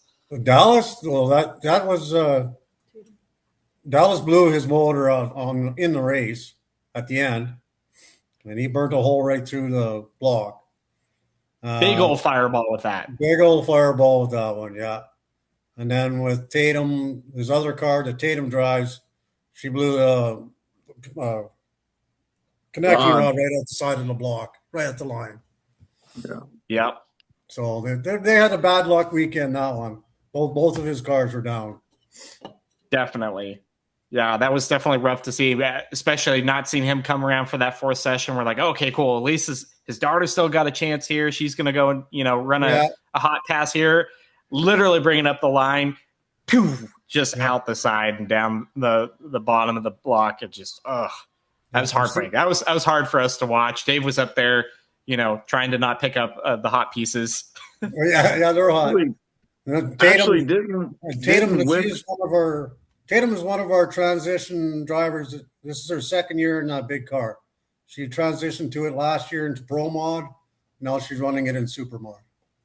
And I want to say she's running low 2.3s, upper 2.9s at 16 years old. There's not many young gals that are doing that. She's a pretty special member of the club, and it's been pretty fun to watch and always in control of that thing. Never been a doubt. Her dad, Dallas, did it the right way himself. I remember when he started easy, and Tatum's just done an unbelievable job, and it's a lot of fun racing beside her, and at 16, it's pretty incredible what she's doing. So Yeah, Yep.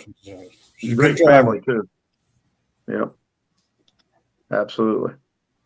And that was third that place. Is that right, Caleb? that was third place. Yeah. Third So place. Okay. hey, at least he got something after a pretty rough weekend for his Yeah. racing operation there. For sure. So that wraps up our CMRO classes. Now, another component of the Norm Neigum Memorial World Series of Mud and Dirt Drags is the shootout classes that you guys have, Shayne. And this year you had 4 different shootouts. So we had the Junior Pros, the Pro ATVs, the Door Slammer Mud Trucks, and then the Super Mods, the Big Dog Shootout.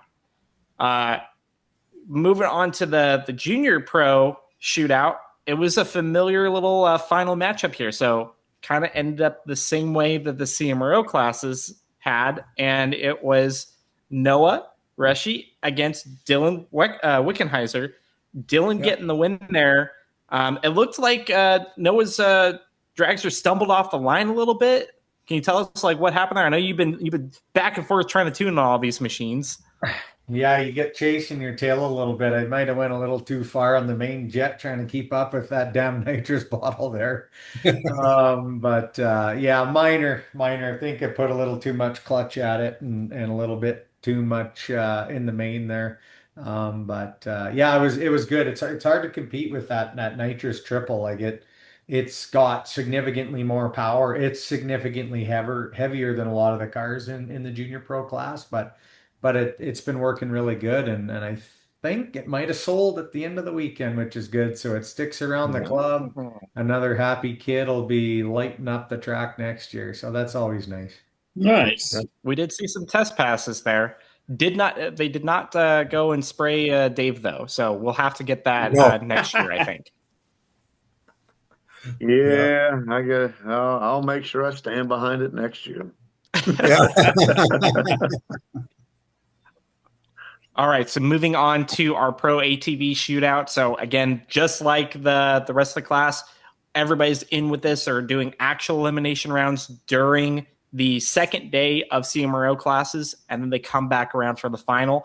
And this is, again, another one that went the same way as the final results for the CMRO classes. So we're seeing a little bit of a pattern here.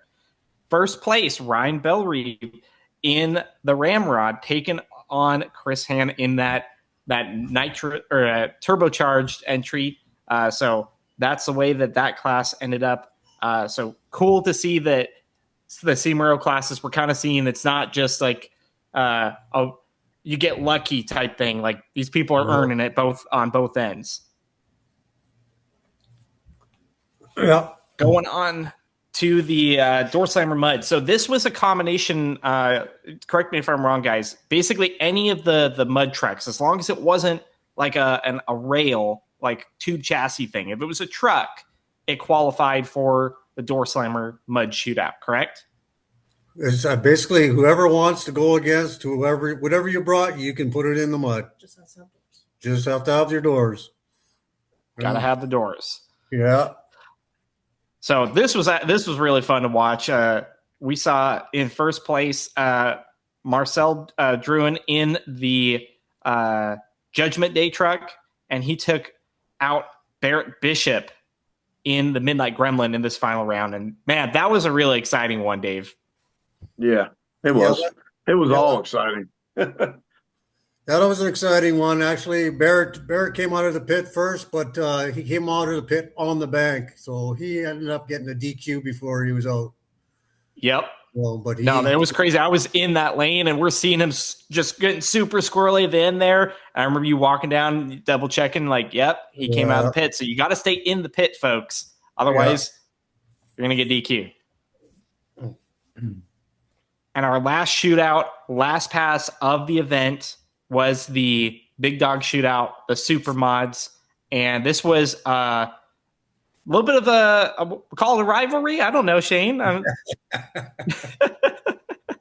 We had Shayne Neigum against Steve Anderson in the Danish Dragon. And I hear that Steve, man, he really wants to go and beat you, especially at your home race with this. And so he threw the kitchen sink at it and came up a little short and a little sideways here in the final. Yeah, it was a good blast. I knew Stevie would have her wicked up. A lot of the times it's him and I in a semi or a final, and I wasn't prepared to open the door, especially in Kindersley at my home track. But no, we go head to head all the time. Good competitor, and always puts a good show on. He's another guy like me. We travel south of the border to create that two-way street, with the MRA guys, and he's got an old, well, not old. It's a newer, Jimmy Lamb car, very nice car, fast. Got a Brad 8 Hemi, like myself, screw blown.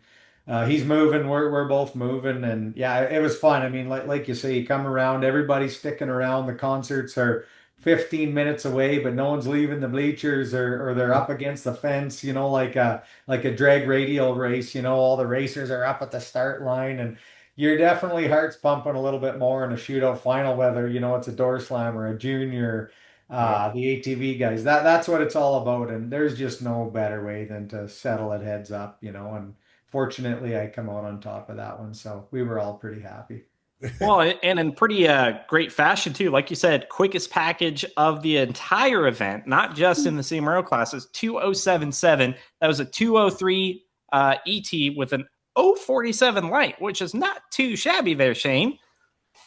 I wicked her up. Honestly, I thought, wow, when I heard that 207, I thought, ooh, that felt like a 19. I was vibrating after for a while. We wicked her up and put what we call the party pulley on the top of the Super C there. And I wanted to put a little more in case I shit the bed on the light, because there's a lot of emotion at the start line, in a finale. But no, I did my job. The card it is, Steve, he's always ready to go, and that thing's barking right beside you. He wasn't too far behind. So no, it was a lot of fun, and we just have so much fun as a family. My mom, and dad created almost like a family reunion this weekend, right? So we got to go have a couple beers in the shop after, and then go listen to some good rock bands and take it well into the night. I think the sun might have even been shining. So we got our money's worth, that's for sure.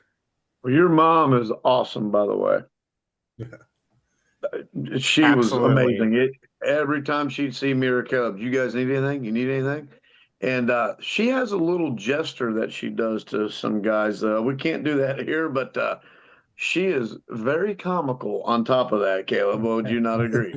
So she'll tell you that she loves you and something else in the same thing, same way. And it's quite comical. So it's worth going back just to see your mom because she is awesome. Yeah, guys, with her, my wife Monique, my cousin Brittany, like you see the army of people it takes to put on something like that. Our team, our guys, like the one thing people kind of forget is like we're also putting on a whole event on and trying to race these things. So you probably seen me running every which way 360 for 3 days straight, and couldn't do it without all their help. It's an army and the community and sponsors and volunteers and first responders that are sitting there all weekend donating their time. It's just an all in all good deal, and couldn't be happier with how it went. And the one thing that makes you nervous is Mother Nature, and she showed up for us, and it was a great weekend. Yep. Definitely. Yeah, Definitely was. Made our first trip to Canada a really special one, and definitely gonna special place in our memories for sure. Well, and I'll tell you something else, Kel, that we ran into that I don't want to forget, and that is while we were up on top of the CMRO truck, the girls, which I wanted to get to later, the ladies that were in the truck, Warren here in a minute, if you can mention their names, if that's okay. Yeah. If we needed anything, water, whatever, they were there to help. And that was unexpected. And we greatly appreciate that. That was the hospitality between not only, Amazing. you, Shayne, your group, Warren, but just the town of Kindersley themselves was awesome. I told, I don't know if I told you, Warren, but I know I talked to Shayne about it. Hands down, that's the most hospitality I've ever been to at a racetrack. Now, I'm not putting any other racetrack down. I'm just saying the hospitality there was way more than expected. But what was the ladies' names that were taking care of your Well, scoring? Yeah, well, my daughter Stephanie Cooper is in the van, and Tammy McLeod. There she is. Okay. There. Okay. Hi, Stephanie. And they've been they're our timing girls all season here. Well, I can tell you, down here in the States, a lot of it's computer generated with Portatree. It's all goes through there. When I started kind of keeping an eye on the girls in the trailer, watching what they were doing, because I didn't know how you do that with reaction time and how that, I'm thinking, does Portatree do that? Well, no, them girls are writing it down. I'm like, oh my God. Yeah. Like they have their hand. Shayne, I'm sorry. I don't think you got anything on them girls in that truck, I don't buddy. think I do either. I'm telling you, man. They do it every Holy damn cow. weekend for us. We couldn't do it without them. They're critical and integral to what we're doing up here. And hopefully we can get some, software written up with Portatree. We're working on it, and all the good AI stuff and Python to take a load off of them because they go hard all day, every day for us. And girls, if you're listening, I know Stephanie's there, Warren and Tammy. We appreciate you. We do things a little unorthodox in Kindersley with running the shootouts with the CMRO runs. They're fudging running orders throughout the day, and it's a lot of work. And but they're a well-oiled machine, and they do a great job for us. Yes. Well, I think all of us, including us here at World Sand Drag News, sometimes we all forget about those that are behind the scenes that nobody sees. And that's typically the case. The guys and the girls that are in the tower that are doing that, a lot of times the crowd doesn't see them. A lot of the racers don't get a chance to see them, and they kind of get not thrown under the rug, but we don't think about it a lot. But that weekend made me realize how much effort goes into that. That had to have been stressful for sure. Yeah, they put a lot of time into that. Yep. Yeah, man. All the way from registrations right up to the end of the races to putting out the final sheets and then plus racing. Yeah. Payouts and everything. They're from the get-go and last ones to leave a lot of the time. So it's they're the unsung heroes for sure. Yep. Definitely. Absolutely. Caleb, I don't know if we was to say what was our favorite part about it. And I'm going to ask you, I'm putting you on the spot. What was your favorite part? See, I had to do that, Shayne, because if I didn't, he was going to get me. So, ooh. I think just the spectacle of everything. I think it was one of those cool things. I've been involved with a lot of different motorsports that have gotten the kind of the idea exactly that you have there, Shayne, with that facility of like, we need to keep, people entertained the entire time that they're there. And I've seen some people try some different things in, sand and dirt drag world, but nothing on the level that I think you guys did, just between having the mud drags, the dirt drags alongside it, the freestyle motocross, the concerts, which were great. All the artists, both the nights were just amazing. The beer garden, the huge grandstands, just the overall ambiance and presence. I think the whole package is really just something that I think we need to emulate at more facilities, at whatever level and capability that people are able to do, because I think it's working for sure. Yeah. Yeah. Yes. You guys. Definitely Yep, no kind of doubt. agree. Like what Caleb's saying, because you guys while you're prepping the track for one class, you'll have the bogs going or something else going on. And it's such an amazing thing to see, to have all the continuity, keeping the people interested in what's going on. Yeah. For sure. You gotta tie them over because you give them any chance to get up and leave that you may not have the butt back in the bleacher, right? So Exactly. you always got to be feeding them something, and we've done a good job of that.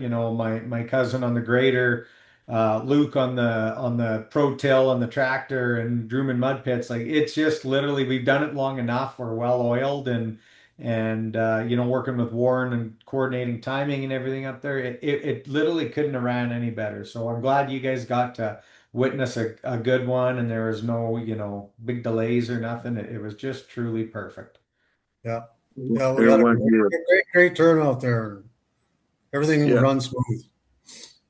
I'm definitely going to have to look into getting my passport in hopes of trying to make it up there in the next year or two. Yeah, you did. More the merrier. That's Definitely. all we have to say.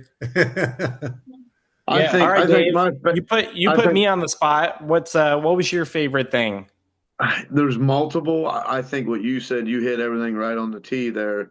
Uh, but man, I got to say, my favorite thing was I didn't know what to expect going to a different country for the first time. Um, and just not knowing what to expect. I get there, and again, I got to say, the hospitality there from the Hospitality was amazing. when you get to the track to when you leave the track. You know what I mean? We even had we even had some hospitality Saturday night when we was heading back to the hotel to get ready to leave in the morning by a couple guys at the very end. Um, that we can talk about at a later moment. But yeah, no, my favorite thing was, Shayne, imagine coming to and Warren going to somewhere you've never been, you have no idea, and you don't know what to expect, and you don't know anybody there. Uh, I was confident that the race was going to go well. Warren, we know Yeah. what you do. Shayne, we follow you. We weren't worried, but I was the hospital. That's my thing, man. It's hospitality and the snowmobile. Yeah. The snowmobile jump. Seeing a snowmobile, dude on a snowmobile, come off the thing at 35 feet in the air, whatever it was. I was just like, that guy's crazy. You know what I mean? So yeah, the crowd. If it was my favorite thing, it's the crowd. I went through that crowd multiple times with World Sand Drag News stickers, handing them to the kids. I was trying to get the left side of the crowd to scream and cheer, getting the right side to do it, then hand them out. And if you guys look at Isaac right now, Isaac, he's got something on his head. And what I mean by hospitality is me and Caleb stopped by the local John Deere place right down the street. And they were asking about Shayne. Hey, you're going down there? I said, yep, that's where we're going. And we talked about Isaac. Isaac works for John Deere up in Michigan. They gave us, I have no idea how many hats and koozies. And me and Caleb was going out and handing them out to the crowd. That shows you how that type that the community you guys are at is. It's amazing. Really cool. Other than the mosquitoes. Come with the territory. It's pretty neat when, I can call a buddy 2 miles away and have a $500,000 tractor show up in an hour, or you know what I mean? Like, you saw the quality of equipment and gear and the operators and the copious amounts of sponsorship signs. Like, my hardest job of the whole show is, wrangling sponsors and the fundraising side. And it's a little stressful because there are so many. I wonder, who am I forgetting? And literally, you can't put a show on, of that quality without them, and without the people coming in the door, buying a ticket, buying a beer or two or 10 or 20, whatever fits your fancy throughout the day.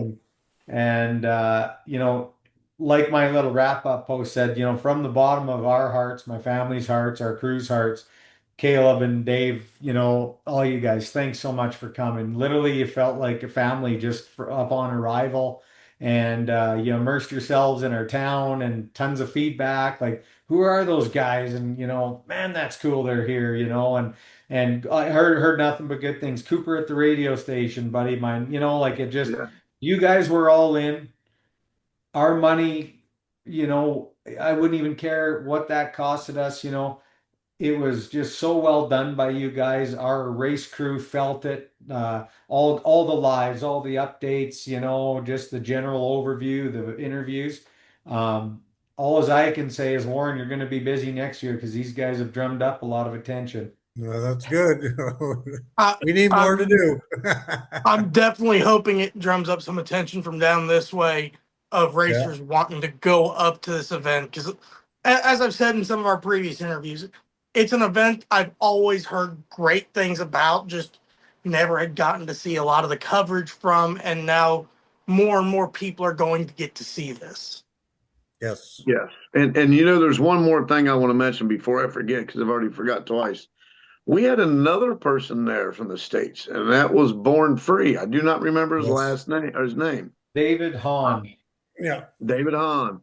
That's a running car. That thing is, not only is it not beautiful ride, that thing's pretty quick. And it was great to see. We had two of them. We had the Eckhart. Is it Eckhart or Eckhart? Eckert. Eckert there, and then the Hans there. So that was cool. And they are going to go back and tell the guys in the States, and we're going to hope that we see more. And then hopefully we can get you guys to come our way.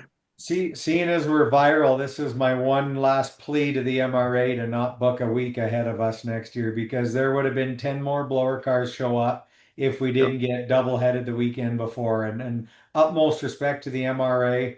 I plan on maybe loading my boy in the trailer and heading back down to, defend what we did last year, here in the next month or two. And just trying to create the two-way street. And I truly know more would come if we could play the scheduling game a little bit better, work with each other, not against each other.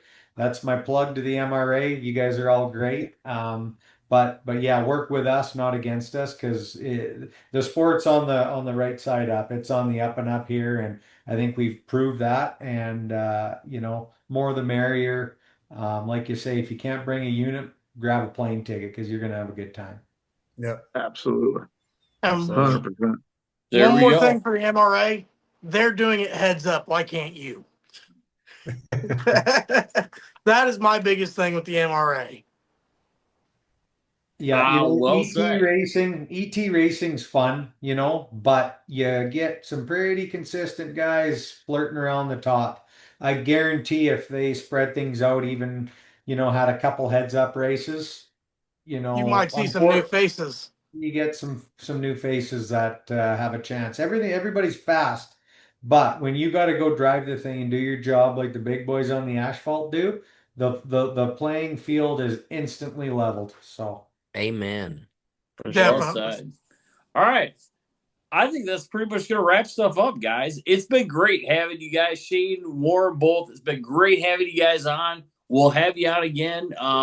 Any last words, Caleb, Dave, before we wrap this up? Same date next year is what am I right? It's likely going to stick. It's been a really good working weekend for us, but I want to see what a couple other clubs do, because I want to make sure there's a 16 car bracket with about 24 blowers on the property. So we'll keep you posted, but we will announce it pretty soon. But I want to make sure the field is full and the heavy hitters from the south are up here and really let it eat and put on one amazing show. All right, There we go. my last thing that I have, Caleb, real quick. Warren, how do they find you? Tell us, where do people go to check out CMRO? You go to CMRO.net on the website. You can check out our website. We got all our rules, how you build things in there, what our regulations are, our point system. If you got a unit, bring her out. We put a tackle over there. We check it over, and we'll put you someplace to race. And you have 4 events a year, is that correct? This year we had 4. We've had up to 8, 10 events a year. Okay. But this year we only had 4 venues to go to, and we're working on getting more. Hopefully some more down south and some bigger venues. So we're working on getting hopefully a couple more events, so we'd have at least 6 events next year. There's a pretty big one down here in South Carolina called Southeast DOT Series. They jumped on the live, and you gained a lot more followers from these boys down in the South. So I can tell you that right now. They were watching. So that was awesome. Yeah, and I'd like to thank you guys again, Dave and Caleb, for coming out. You did a great job. Nice meeting you guys. Great to get us out there and let everybody see what we're doing. Us Canadians, we love to play in the mud and the heat and the sand, run as hard as we can. Fantastic. Caleb, what you got? I don't got much else. Just thank you guys again for having us. And as Dave said, the hospitality was amazing, and we can't wait to be back in 2027. Nice to see you. But thank you guys very much. Like I said, couldn't have done it without you. Amazing coverage. And if anyone has any questions on the event, the Good to Go Racing Facebook page, we're pretty good. Got a great media guy in Connor that looks after us there, and shoot a question. Find me on Facebook, and like Warren said, more the merrier. any type of unit. Let's make Ward's life miserable and have 200 units on the property next year. Right? Just gonna be a longer night, boys. Just a longer night. Fellas, thanks again. You guys are true class, world class people, and we're grateful for you. Fantastic, man.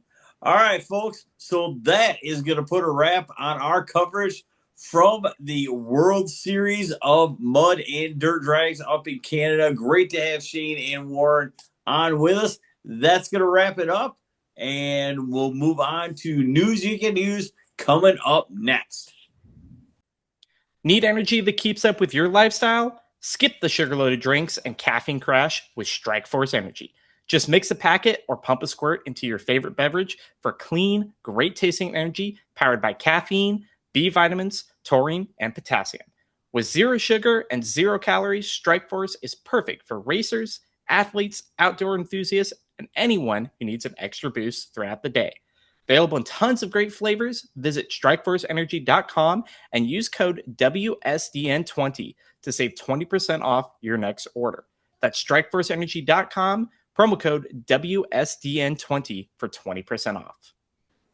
Hey, everyone, and that brings us to our last segment of the Paddle Talk podcast. A little news you can use, so to speak, to wrap things up.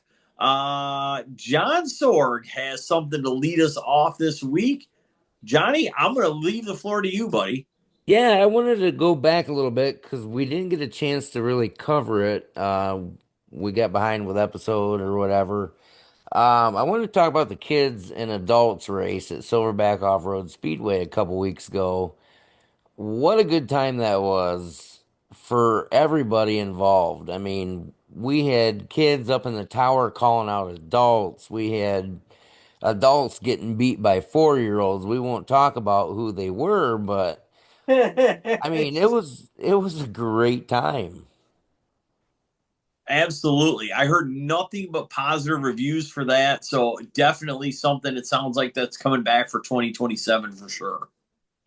Yeah, I got beat by a little John boy. I mean, you gotta like that. His name was John and John Boy, and I'm like, man, this is cool. I'm gonna race this guy, and he beats me. Not only did he call me out, which I didn't really understand at first, and then I got beat by him.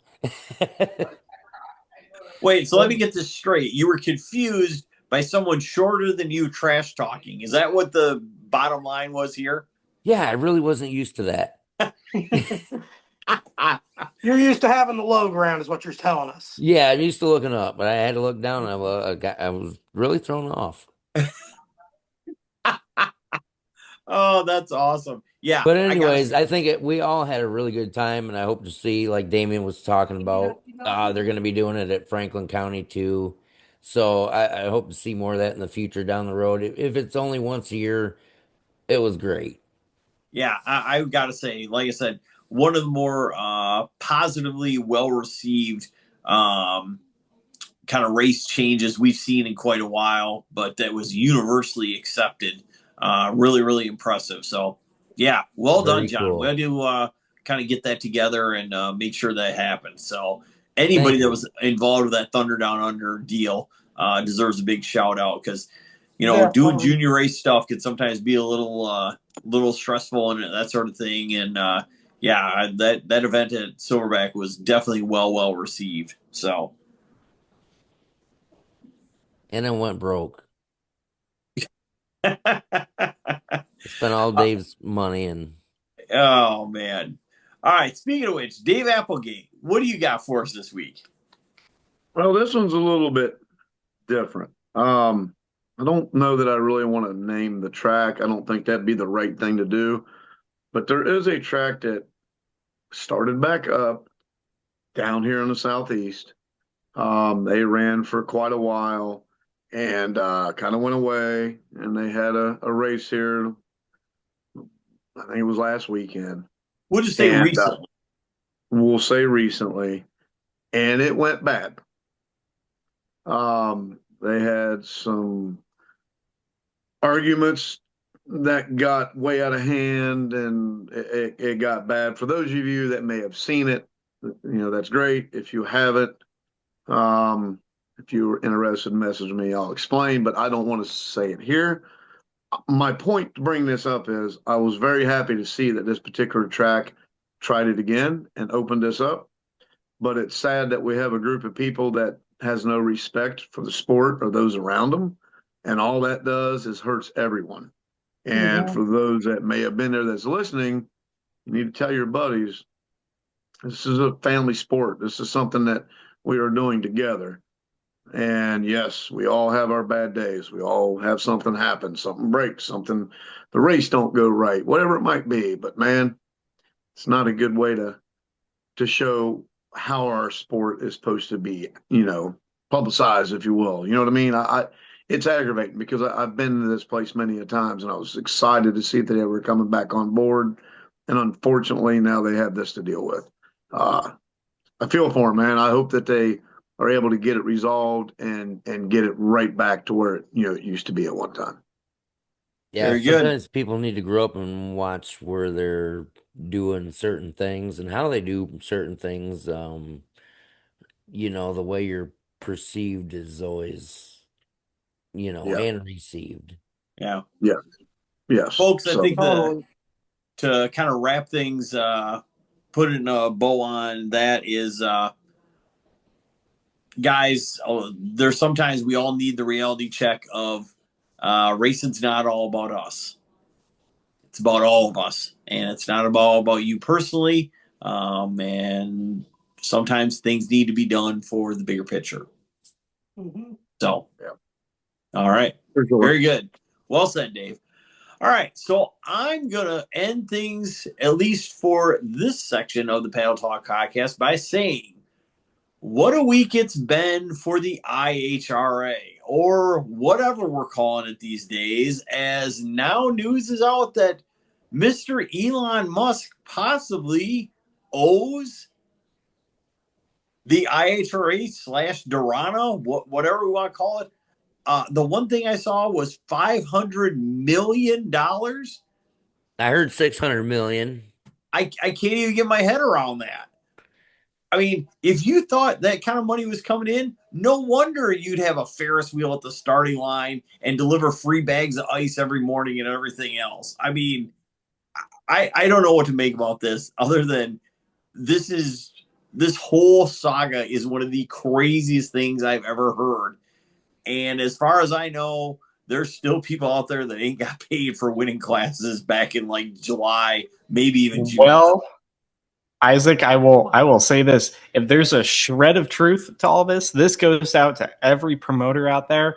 This is why you don't advertise any purses, any payouts, anything you got going on until the money from those sponsors is in your hands. Because, man, I think we've all been to races where there's been promised payouts and all of a sudden, oh, yeah, so-and-so diesel's repair didn't come through, so we actually don't have that money.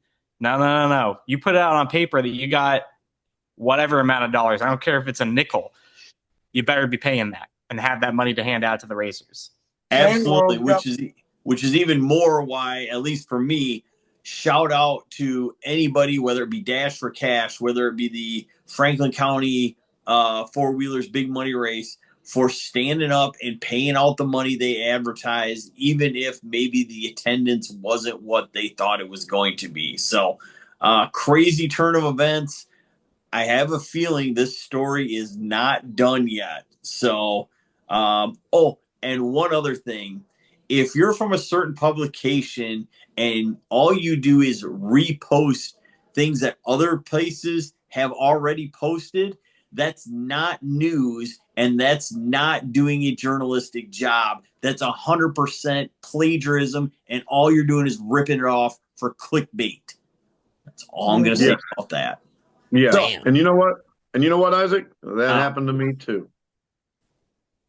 So, on that note, folks, thanks again for watching. Thanks from everybody here at World Sand Drag News. For myself, John Sword, Dave Applegate Jr., Damian Bowers, Caleb Mings, for Shayne, Neigum as well. Folks, great having you along. Remember, like, subscribe, share with your friends. We really appreciate it. World Sand Drag News available. We've got lives not only on Facebook, but also on YouTube. Check them out. Please share it with your friends. Patronize our sponsors. And folks, we'll see you on the next one. Great having you along. That is going to put a wrap on this episode of the Paddle Talk Podcast.